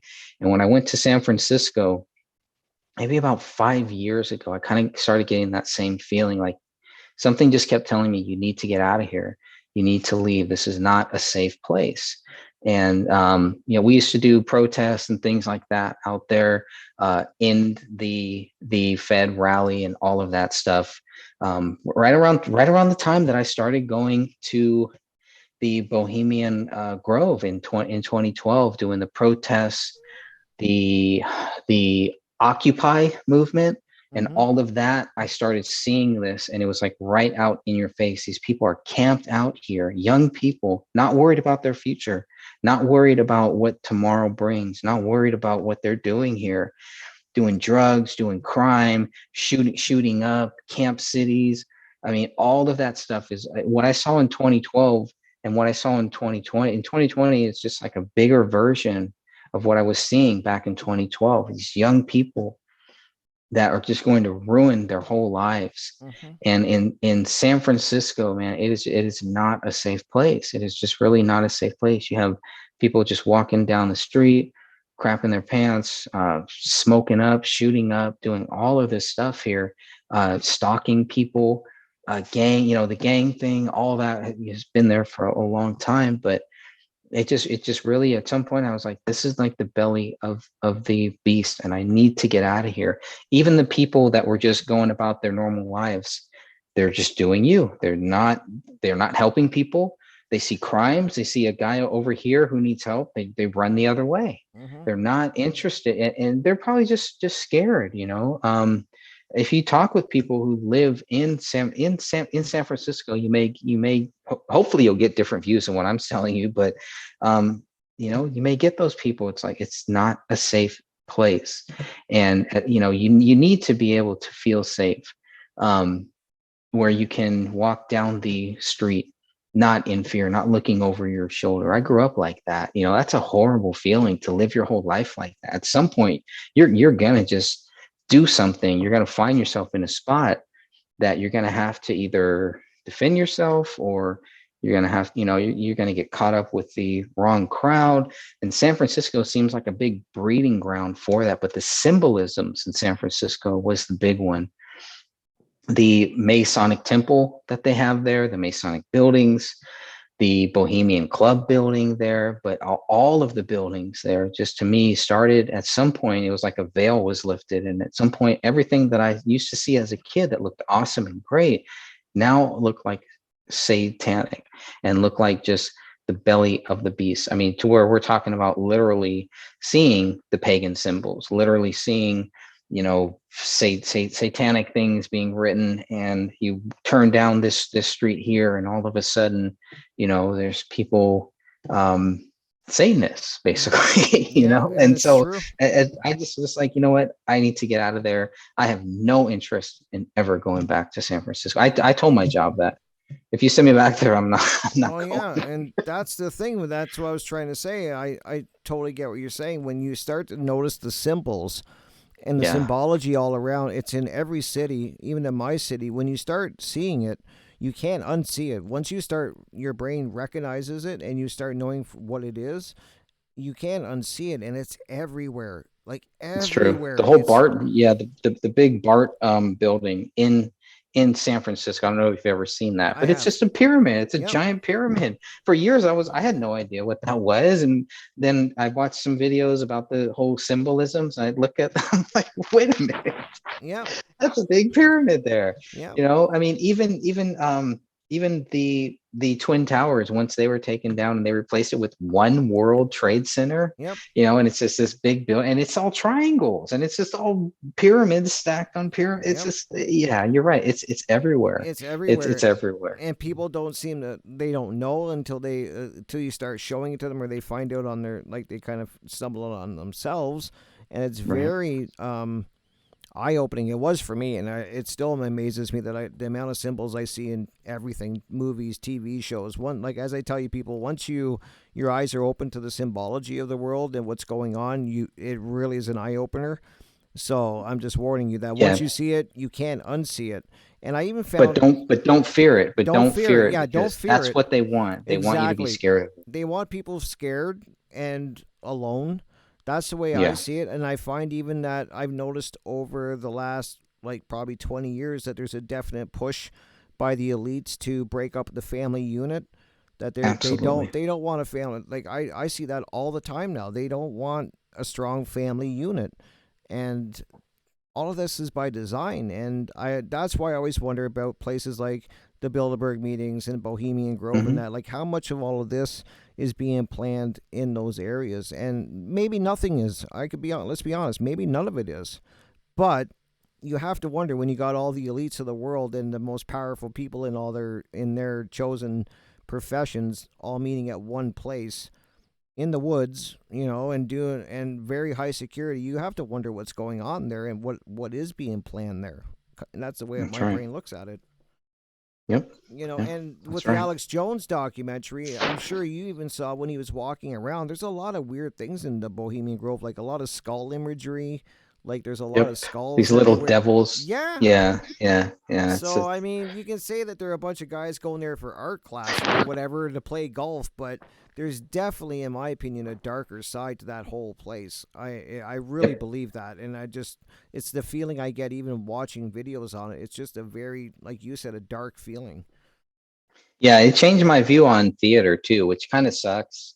I was kind of okay with it, but it really changed my view on theater, the actors, being an actor. Because I used to want to be an actor. That was my dream. I wanted to write plays. I wanted to be in plays, and as a kid, and I was doing all that. And then I'm I'm reading some of this stuff, and I'm like, wow, this kind of opened up my eyes on a lot of stuff. It's like, wow, you're not being yourself. Hmm. You're portraying another person. You're channeling another person, another thing. And if you're not careful, you could actually channel something that you can't break from. Hmm. And so that's why they say actors are kind of weird and all this stuff. Well, yeah, they're weird. Look at what they're doing. There's people, there's witches, there's things like that. They go out there and they purposely try to channel these demons. Hmm. We don't know if stuff like that, hey, I wrote this play and you're going to play the devil. Well, I guess I better do some research and find out who the devil is and start playing with Ouija boards and learn about witches and learn about all this stuff. Like you just don't know. It obviously a strong person can do that and probably that it doesn't affect them. But I see now why God did not lead me on that path, because I could not deal with that. Yeah, You know, I I can't. can't, Yeah, I can't do it. I Can't couldn't do see. it. I could not see you from what I know of you in Hollywood around those type of people. I can't see That's it. what I wanted. Yeah, Yeah. that was my dream, and I was really upset when it came to the point where I realized that was never going to happen. And then God started showing me why He didn't want me there, and now I'm like, thank you, thank you, Lord, Oh, because for sure.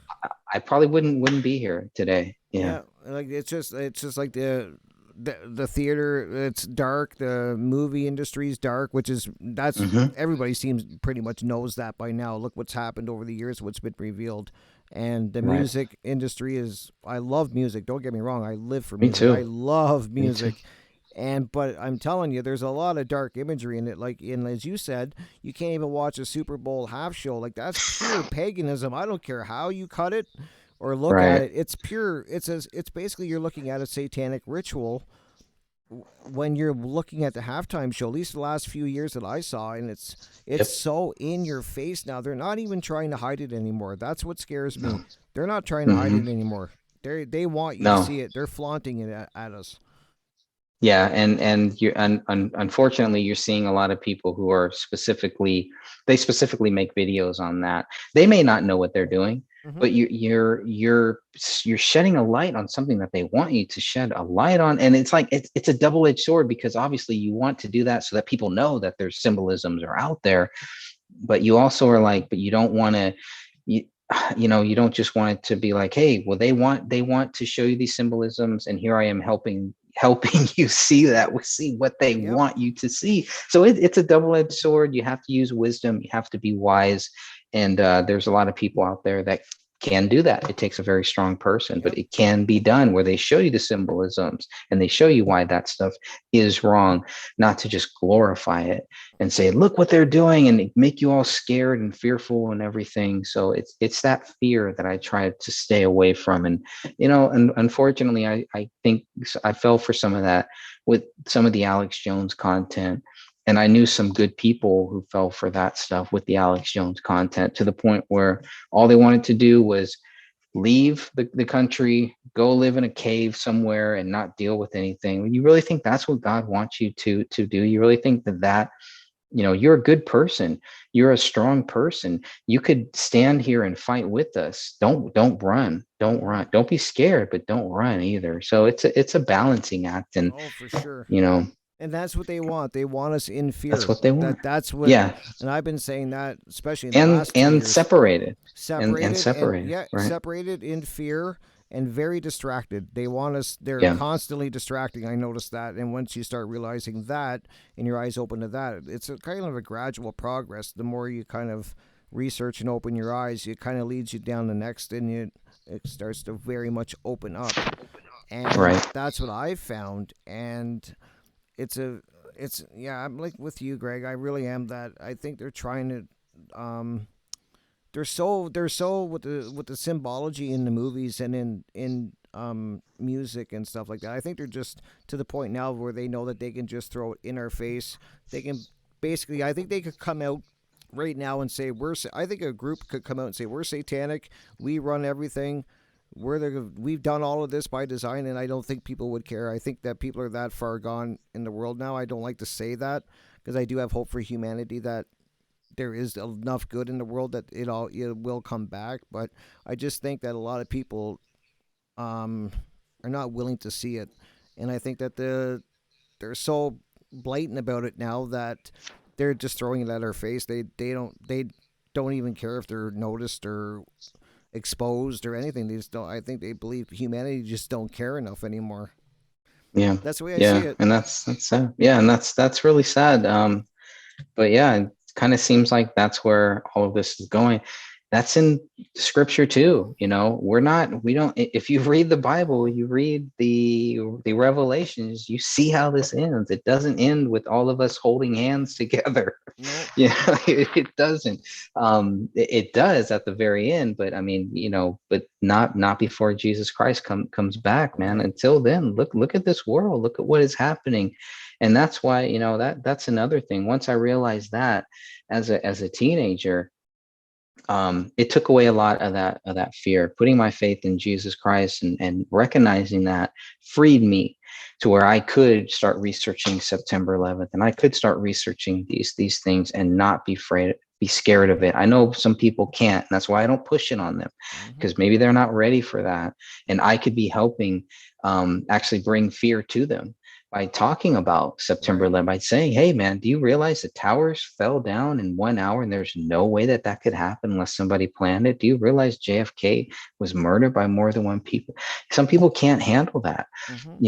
and so it's kind of that double-edged sword where you want to help them, you want to show them that these things are happening, and at the same time, by doing that, you may actually be bringing fear that God has not prepared them for yet. So Hmm. it's a difficult it's a difficult journey, It is, but and there's no, and everybody's different. That's the everybody's hardest part. different. Everybody's waking up at their own pace, and I truly do believe. Like I have a lot of faith in humanity. I like at times I don't, to be honest, I don't. Like I see, like people being so cruel now to people and being You know, so selfish to people, and I'm not saying people don't lump me in with saying that's everybody. I'm not saying everybody in the world's like that, but I'm saying a majority. I find people are just falling that way, and I don't think they're doing it on purpose. I don't think it's something that they're even conscious of. I just think they're being led that way, and that's the only way I can describe it. They're everything that they're seeing and they're experiencing, and what the media is pushing at them and everything.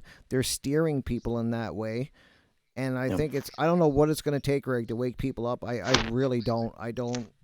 I mean, I was watching the protest before we went live, or not live, before we did started our interview. That I was watching what's going on in Australia, and I see people protesting. I think that's amazing. I think that has to happen. But I also see them sitting there playing music and they're singing along and they're having a jamboree, and I'm like, I think the time for singing people is a little over. Like you have to start trying a different tactic here. Yeah, yeah, and I look at the protests that I thought that was a pretty peaceful protest, obviously, but Oh, for you sure. look at the Kenosha protests, the George Floyd protests, all of those protests, and I'm watching those and looking at, okay, in the daytime it always starts out kind of peaceful, no Mm-hmm. big deal, but when the night hits, the the violent people come out, the spectators come out. You have a couple organized, I believe they're organized groups that are doing the violence, burning things down. But what I look at is, look at all the people that are just standing around watching, Mm-hmm. filming, Mm-hmm. kind of agitating, kind of going with it, and just kind of there, like you said, there, it's training ground for those people. Don't you want to come with us? Don't you want to be like us? Come and Mm-hmm. let's go burn some stuff down. Let's go create chaos. It makes them feel good. It makes them feel like they are now a part of this world. They're a part of something. That's why people join into a gang. Well, that's why they join this club. That's why they join the Freemason. They want to be part of something. It's not enough for them to just be a strong human being within themselves. They want to be part of it. Mm-hmm. You know, people can say that with Christianity. I think it's different with Christianity. I do believe it's more about your free will, and you have to be willing to stand up the way Jesus Christ stood up for himself. Didn't want other people. He died. He was willing to sacrifice himself for that. And a lot of people are just not willing to stand up by themselves, and Right. really do something positive, do something good.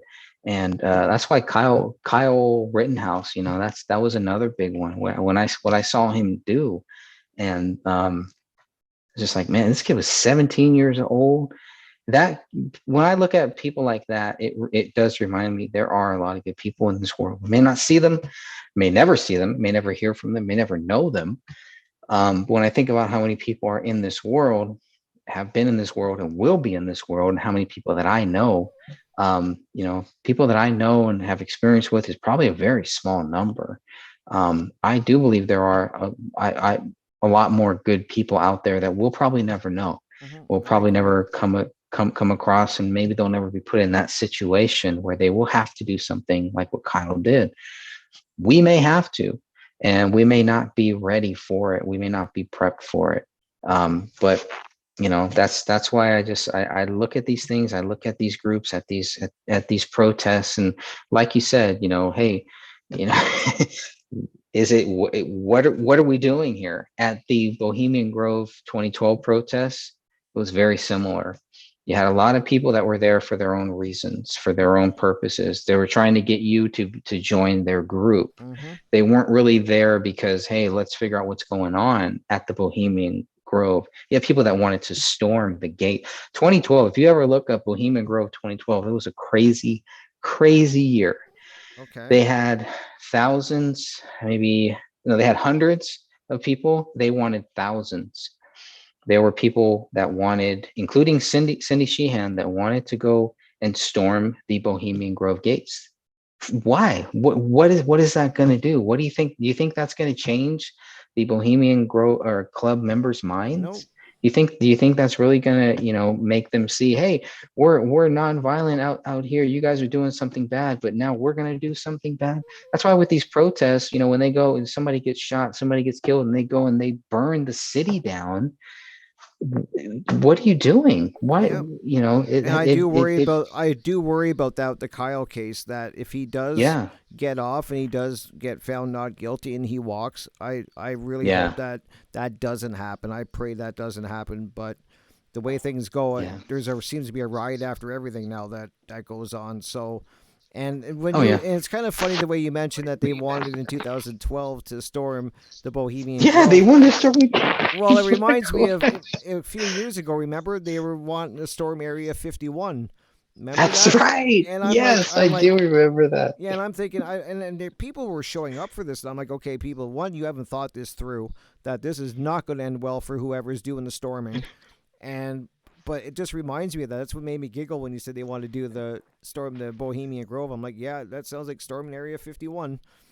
Yeah, yeah, Not gonna and end well for it's the stormers. Sorry to no, say. no, no, and it's like, okay, well, what are you really here for? Like, what if you want to know about Area 51? There's a lot of research. There's a lot of stuff. There's a lot of things you can do, but you really, I mean, to go in to storm Area 51, and you start looking at these things and you start thinking, are these programs? They want to storm Area 51. They want to storm Bohemian Grove. These riots, you can look at these riots. They're almost there. This looks like a program. A computer programmer created a program, sent it out to this stream, to that stream, and it's the same program. It may vary a little bit. Obviously, it had always, every program is going to have some variables, but ultimately it's the same program with the same goal. And you see that with so many of these shootings, these lone gunmen shooting. There's so many programs out there, and it's just like it cannot be a coincidence programs just don't create themselves. Somebody creates them Hmm. and puts all of that stuff out there. And there's very strong evil people in this world, like you said, this pyramid that we Hmm. see. And whether you believe, like I believe, that it's the devil at the top of that pyramid, or whatever you believe, it's just a bunch of powerful people sitting in a dark room, whatever it is, it's these are not just coincidental things, and that scares people too. It To scares me. It think scares me that. even now, and I tend to think that I'm more awake than a lot of the people I know. That in my everyday life, I think I'm very much more awake than a lot of people from the stuff I've researched, and it scares me, Greg. To be honest, it really does because I'm thinking after I saw what they did with COVID, like what's next? Like, I mean, if you would if I would have told you 2.5 years ago that they were going to shut the whole world down and that the whole world would be shut down for a long time, you would have never believed me. You would have been like, they No. can't do that. How are they going to shut down the whole Yeah. world? I hate to tell you, Right. people, you're a witness to it. They did it. And Yeah. now it's Well, wait, becoming, it's, wait. yeah, go ahead. Oh, no, wait until they. I was speaking with somebody about this years ago, and we were talking about this. The whole the whole internet, that can be shut down. Oh, There easily. is a source. There's a source to the Yep. internet. One day, the internet could all be gone. It could all be completely gone, Hmm. and people aren't going to be ready for that. They're not going to know what to do. It's going to be chaos. So there's definitely this plan, and I think COVID is probably a test run for that, a big test run for that. But I believe that's where it's going. Where, like you said, shut down the world, see what the people do. Test Hmm. number one. Every program does that too. They run tests. They figure out what the errors are, what worked, what are the glitches, and then they keep going. Yep. This is not going to get better, people. It is is COVID No. is leading to something And that's else, what and I do I've been believe, saying that for years. yeah, I said, like, everybody's like, oh, I'll be so happy when everybody's vaccinated and the world goes back to normal. And I'm like, A, the world's it's not going never back going to, it's back. never going Right. back to the way it was before COVID. I hate to burst your bubble. And I always say, like, I honestly believe we haven't seen anything yet. I really do think Right. that when I heard the government say it's going to be a dark winter, that my ears perked up when I heard that right away. I was like, okay, they're saying something without saying it, in Right. my opinion. Like when they said there's going to be a dark winter and the Great Reset, like you can research the Great Reset, people, and I really want to get an eye opener. And it's true, and Yeah. they're like I Yeah, it said, is true. they're just telling us now what they're going to do. They're not even hiding it, and that worries me. And I'm worried. Like I'm thinking, what do they have next coming down the pike? Like I know it's getting winter where I live, and I know that I already predicted that by Christmas we're gonna have another lockdown. I hope I'm wrong. I hope I come on my show and I say, hey, I was wrong, and I'll be the first to admit it. But I already can feel that we're as soon as it gets cold here, the cases start going up a bit because people are more in their house. They're gonna lock it down again, and that's what scares me is that people are so willing now just to accept the lockdowns as quick as they happen, and that scares me. Like I don't know where we go from here, Greg. I really don't. I'm scared to see what's next, though. Yeah, yeah. Well, it's going to be worse. It's definitely going to be something. I mean, we couldn't, like you said, if you would have told me a couple of years ago, COVID, I would have said no. And whatever's coming next is probably going to be the same thing. Hmm. We're not going to be ready for it. It's nothing that you can prep for, and it will definitely be something that will affect all of us worldwide. So look for it, whether it's an alien invasion or, I mean, what Yeah, else that could it that wouldn't even possibly that be? wouldn't even But surprise me. That wouldn't even surprise me anymore if somebody news said that there's an alien invasion coming. I'd be like, I knew it. It just I don't know. Maybe I'm just getting numb to it or something. I hope I'm not, but I'm yeah, just I'm kind of more. I kind of more think they're probably here. They've already breeded with us, and they're probably walking around. I'm more apt to believe that, just because I'm so preconditioned with the alien thing. It's like, this has been happening for so long. I do yeah. believe this whole digital technology, the reason why we're able to do shows like this, I do believe it. There's some art, whether it's alien intelligence, I believe it's artificial intelligence. Ultimately, it's the devil's intelligence. That's why they call it the beast. The main center of all of this that we're looking at is the beast. You give the people what they want, and then you take it from them. We had all this freedom. The country was open, the world was open. They took it away from us to see what we would do. I don't think they got exactly what they wanted, but it's going to happen again. So whether it's, have you ever seen the movie World War Z? Yep. Yeah. Seen that movie. Dude, Yep. okay, if I were to rate zombie movies, that may be number two. Obviously, Night of the Living Dead for me Right. would be the first Classic. one, Yes. But yeah. classic. Yep. But World War Z, I mean, can you think of a better zombie movie than World War Z aside from that? No. I No. mean, and I was watching that the other day and I was looking at it with, post-COVID eyes. I'm like, holy crap.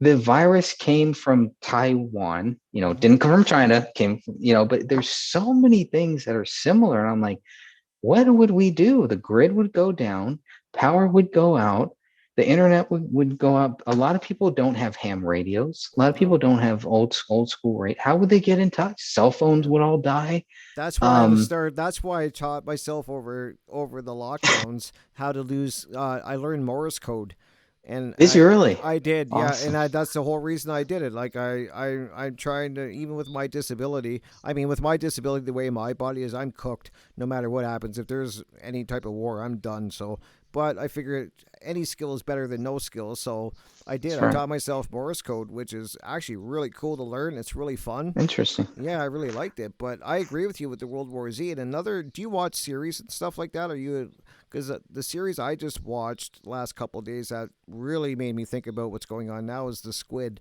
which I'm not even sure if you've heard No, of I this haven't series. seen it. No. You gotta watch it. You gotta watch it. I'm really like it's hard for me to watch any new anything past like the 90s. I'll be honest with you. I may try, but it's really hard. If it has sexuality, if it has rape, if it has stuff like that, I will not watch it. I'm No, just no, it's throwing that out no, there. it's not nothing sexual, but it's a very dark. Uh, it's a dark series, and what the series is about is that people that are in, I think it's based in North Korea, and it's people that are very in debt. They get this offer to go and play a game for this massive amount of money, and like it's a huge amount of money, but there's like it starts off with like 500 people, and they got to play kids games, and then if you fail at playing a kids game, they kill you. And you get down to the last person. But no, that's a very rude form of it, Greg. And when you watch it, you start to realize that it's what's going on in the world in a like roundabout way, like not what's actually going on, but you can see the similarities to how the elites.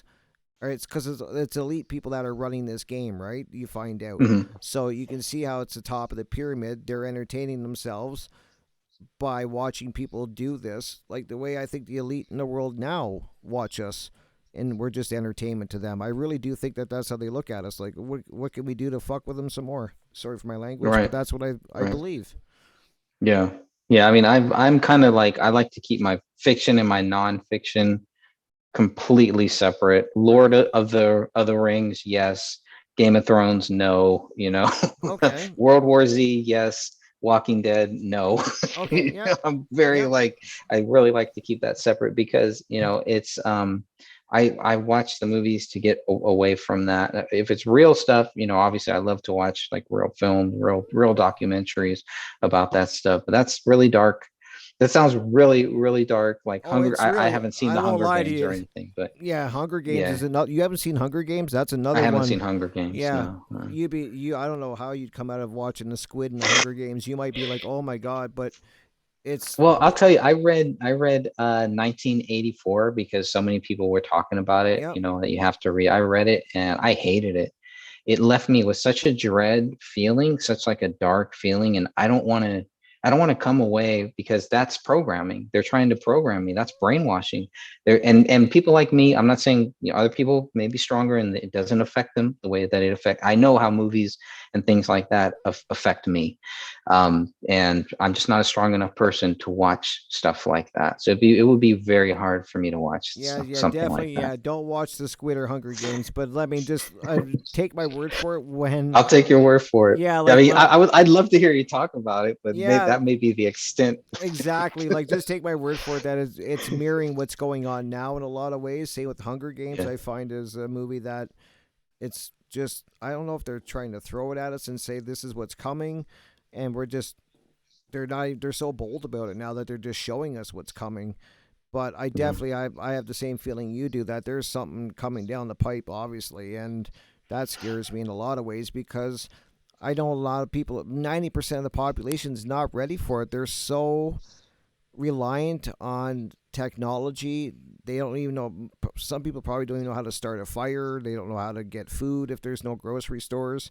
And I saw Right. that I lost a lot of faith in you, to be honest, Greg, in humanity when I saw the great toilet paper scare that happened last Yeah. year. I was like, Yeah. even in my town, I was like, oh, I for some reason in my brain back a year ago, I thought Canada was so much more better, and we were. I don't know what I I did thought. too, man. You got the Yep, greatest freaking wrestlers. I was like, how yeah, could they go wrong? but they fell for the toilet paper scare too. I went and filmed people. I went to the Walmart just to watch people, and people were going crazy for toilet paper. I was like, I can't believe I'm watching this. So if they're that So crazy crazy. over toilet paper, can you imagine when the food starts running Right. out? And that I we're not ready for it, Greg. We're just not. Yeah. No, you're right. You're totally right. Yeah. I can't argue with that. I mean, we saw the same thing. We still see it. I was at Costco a couple weeks ago and there was no toilet paper. Oh No my. toilet paper, no paper towels. And I'm just like, well, I know it has to do with all the port stuff that's That's happening, scary too. That's Yeah, scary too. and it's like that's where it all starts. If they can't bring it here, how, and it's like, wait a minute, that's why for so many years you would go to your local store, you would go to the person who made the toilet paper, Yep. didn't live that far away from you, not outsourcing. That's why the outsourcing stuff is just so bad, and they make it seem like it's such a great thing because they know that it's something they can turn off, anything that they can control and turn off. Well, Yep. if my neighbor down the street is making toilet paper and he has a cotton farm or whatever it is, obviously I'm not going to have that problem. But if it's across the country, or if it has to be shipped in, I mean, that's why the globalism, I think a lot of people, and that's why they're keeping it quiet. You don't hear too much about globalism that much. It's Nope. more socialism, communism, but it's really the same thing. It's just packaged differently. So I'm curious to see what they're going to package it as next, because it's really just a one world order. It's a new world order. Like they've been trying to push that for many, many Oh years yeah, on paper. forever. Forever. Now Yep. that we're in digital, you don't hear that much about it. They act like it's a thing of the past, like they stopped doing it. They didn't stop doing No, it. not It at just all. And changed. It's morphed. yeah, Yeah. no, they haven't stopped at all. And that's the scary part too, is that the port thing scares me because like there's ships waiting to be unloaded. Like eventually the shelves in the stores are going to start running dry if they can't get the goods out. And then what really Right. scared me is that I found out that 90% of all the generic medication out there, Hmm. prescription or non-prescription, all the generic 90% of it is made in China. That's That just crazy. that's crazy to me. I'm like, "Oh my god, you know how many people in the world rely on medication just to Yeah. survive?" And 90%, I think it was like 95% or 97%. It might be 97% now that I think about it, is made in China. Like that's crazy Yeah, to me. and it's crazy. That's crazy. And why does it have to be? I don't think Does so. it need to be? They want it. They want it that way Yeah. because they know it's something they can turn off.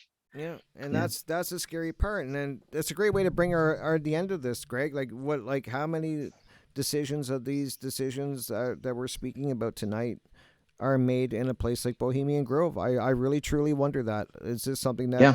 they've been planning for 10 years, 20 years, 5 years? Who knows?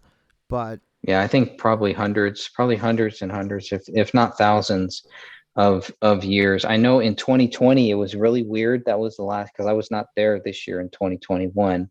But in 2020 it was weird because it was under COVID lockdown. So they oh, weren't that's supposed to right. be That's there. right. Nobody was supposed to be there, and they were kind of there, they were kind of not there. They had some big floods in that area.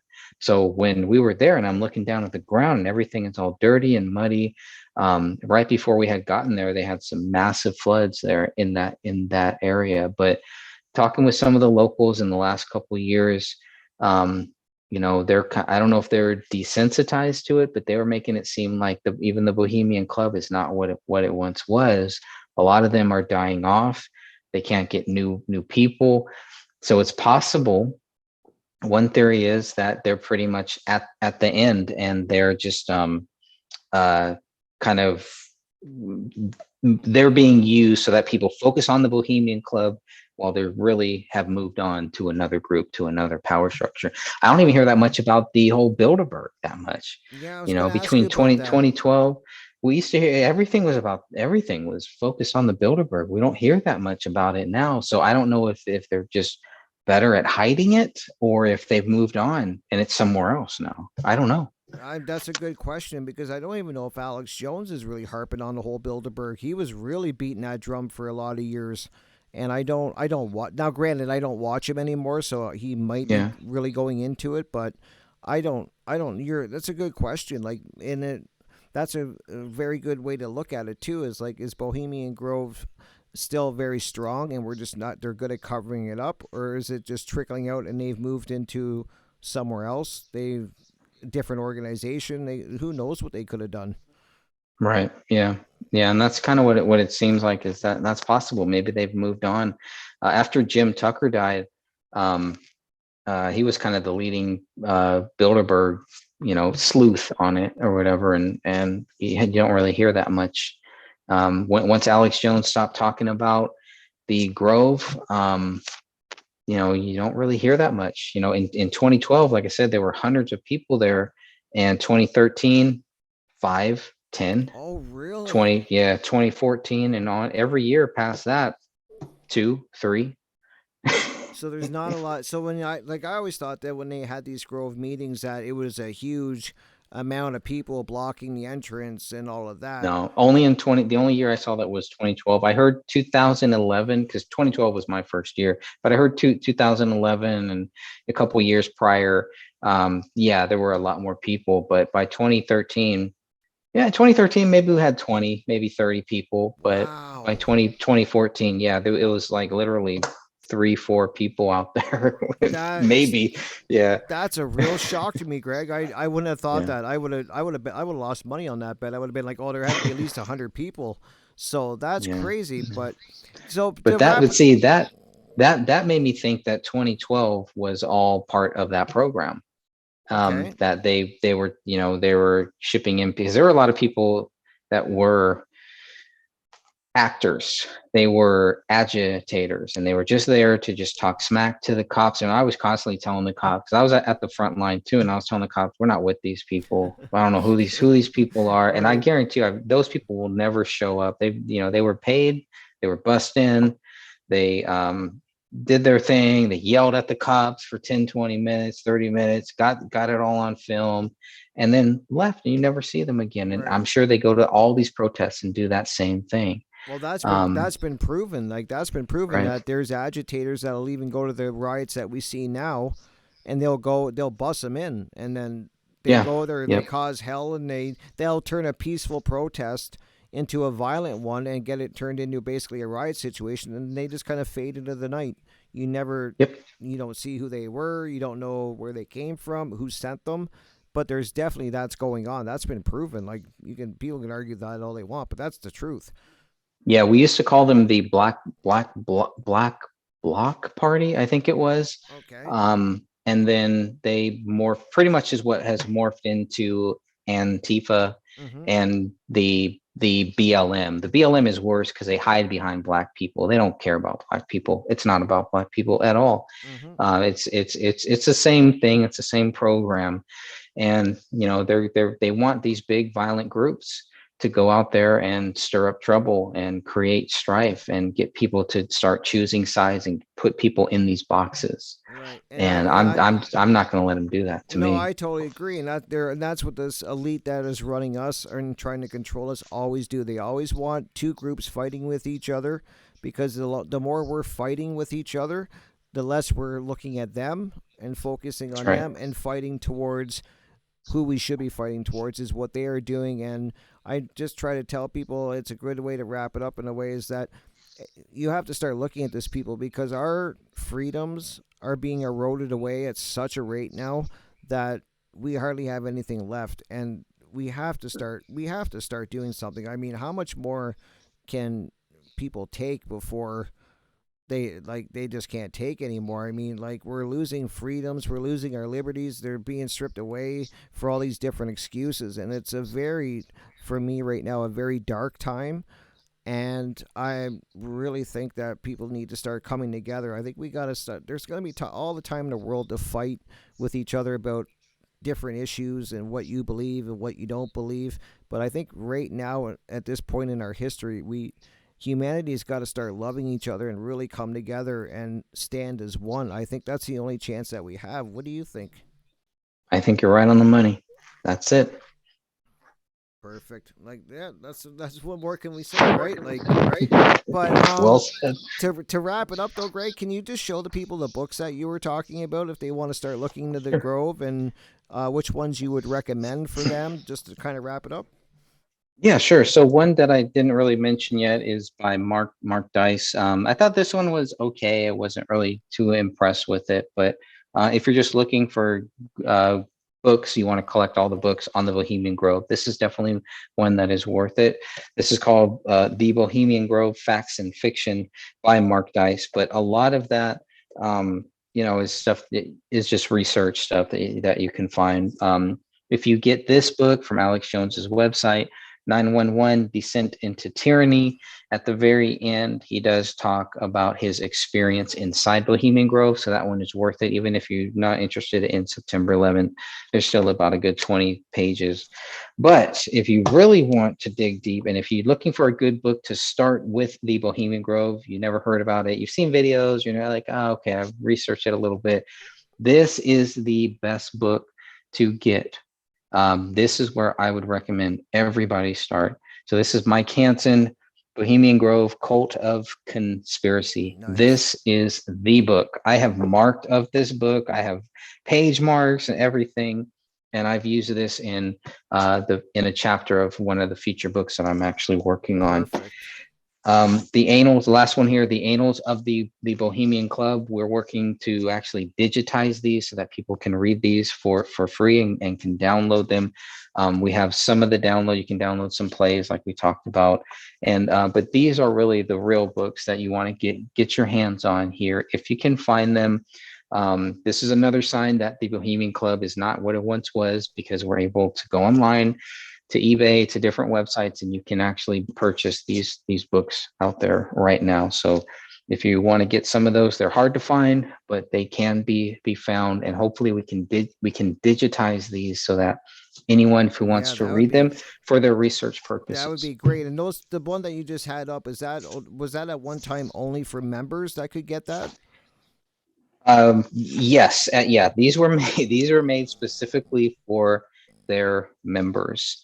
Wow. So I don't, yes, and so at some point they've kind of put those out there. This is this book, 800 copies have been printed for private subscription within the Bohemian Club, copyright 1930 by the Bohemian Club. So these were not Oh. really meant to be public, but you can see this is Okay. another Yeah. reason why we think the club is not what it once was. Is they're out there. And what is a book like that? Do you have an idea what it would cost you on eBay? Are they going for crazy price? Or are they?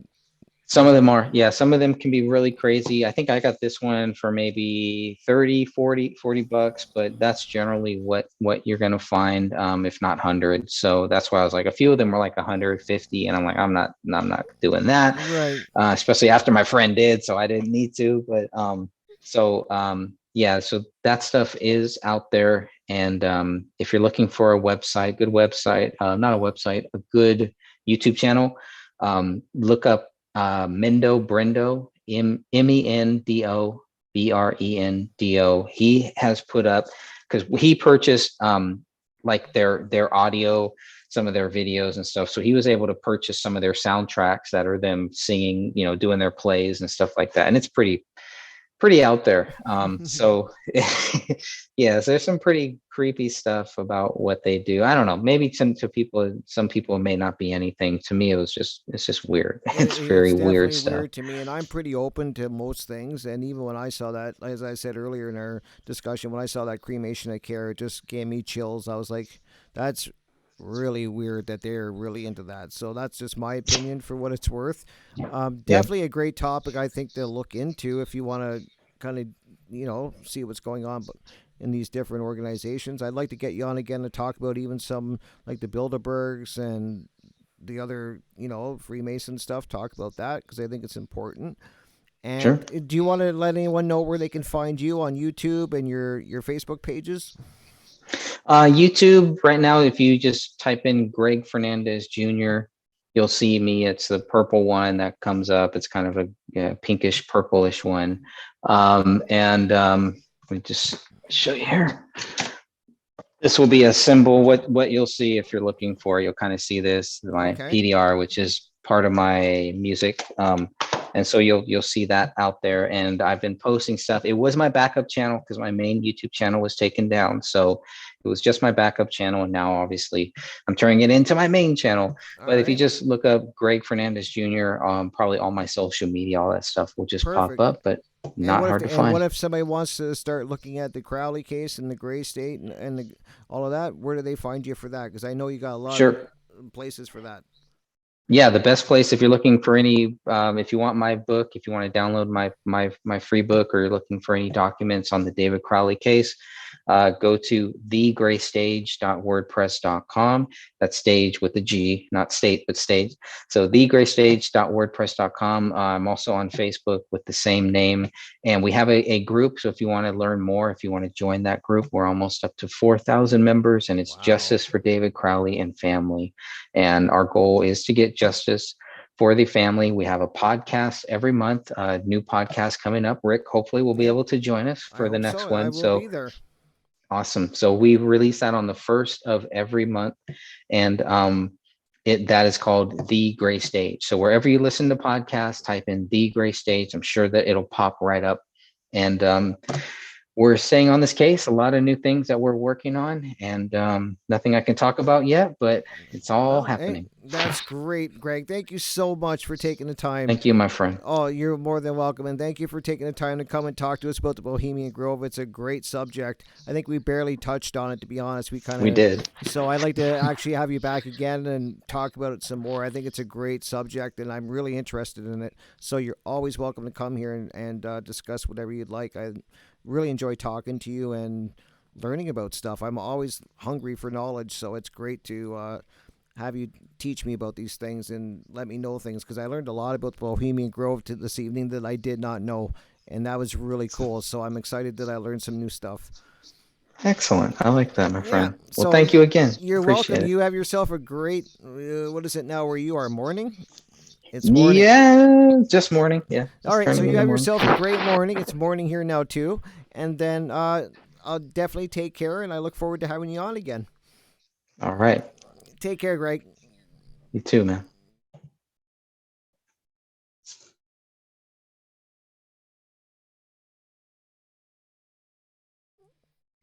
There we go. Another great episode.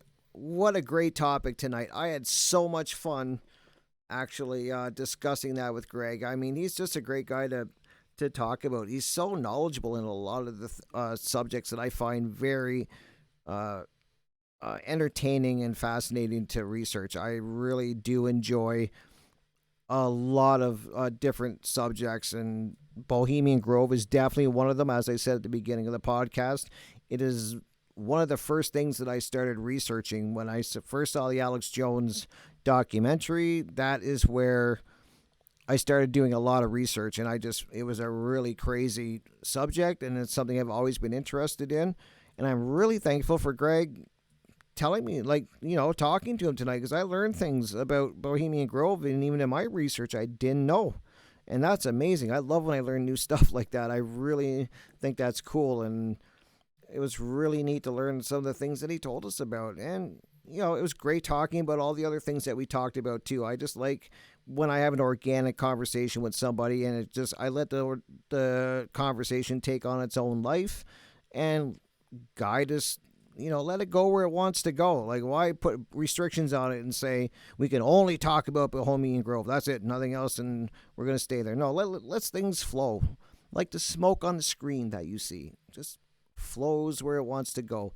just like I like the conversation to do. And I think we touched on a lot of great topics tonight. Bohemian Grove for one of them, and religion a little bit. A lot of great stuff. I think I had a great time, a great discussion, and it was really a lot of fun. And I hope you guys are enjoying these interviews I'm doing. I hope you enjoy my show here, my podcast. If you do, please take the time to like and subscribe. Let your friends know, share it, all that good stuff. I always get told I should say that at the end of every show. So please, if you like, hit the thumbs up. Give a guy a break. Give him a thumbs up. Give him a like. Pass the word on. I'd like to get a lot more people here. Eventually, I'm planning on starting to do some live shows because I'd love to be able to actually do some live shows and have you guys actually in the chat joining and part of the discussion, asking questions and stuff. I think that'd be great. So I am starting to line that up. Got a lot of other cool, great interviews coming up too in the works. So I'm having a lot of fun setting those up. But a lot of different subjects. I enjoy many different subjects. As I always say, I love talking to people and hearing their stories and what they think. And I think everybody's got an amazing story. I really do. And why is their story so amazing? It's like I always tell you guys, what makes the story about you amazing is it's your story. That's what makes it amazing. That's what makes it interesting. And that is what makes me want to listen to it. So I want to thank you all. Have yourselves a great day, great evening, depending where you are and what time it is you're listening to this.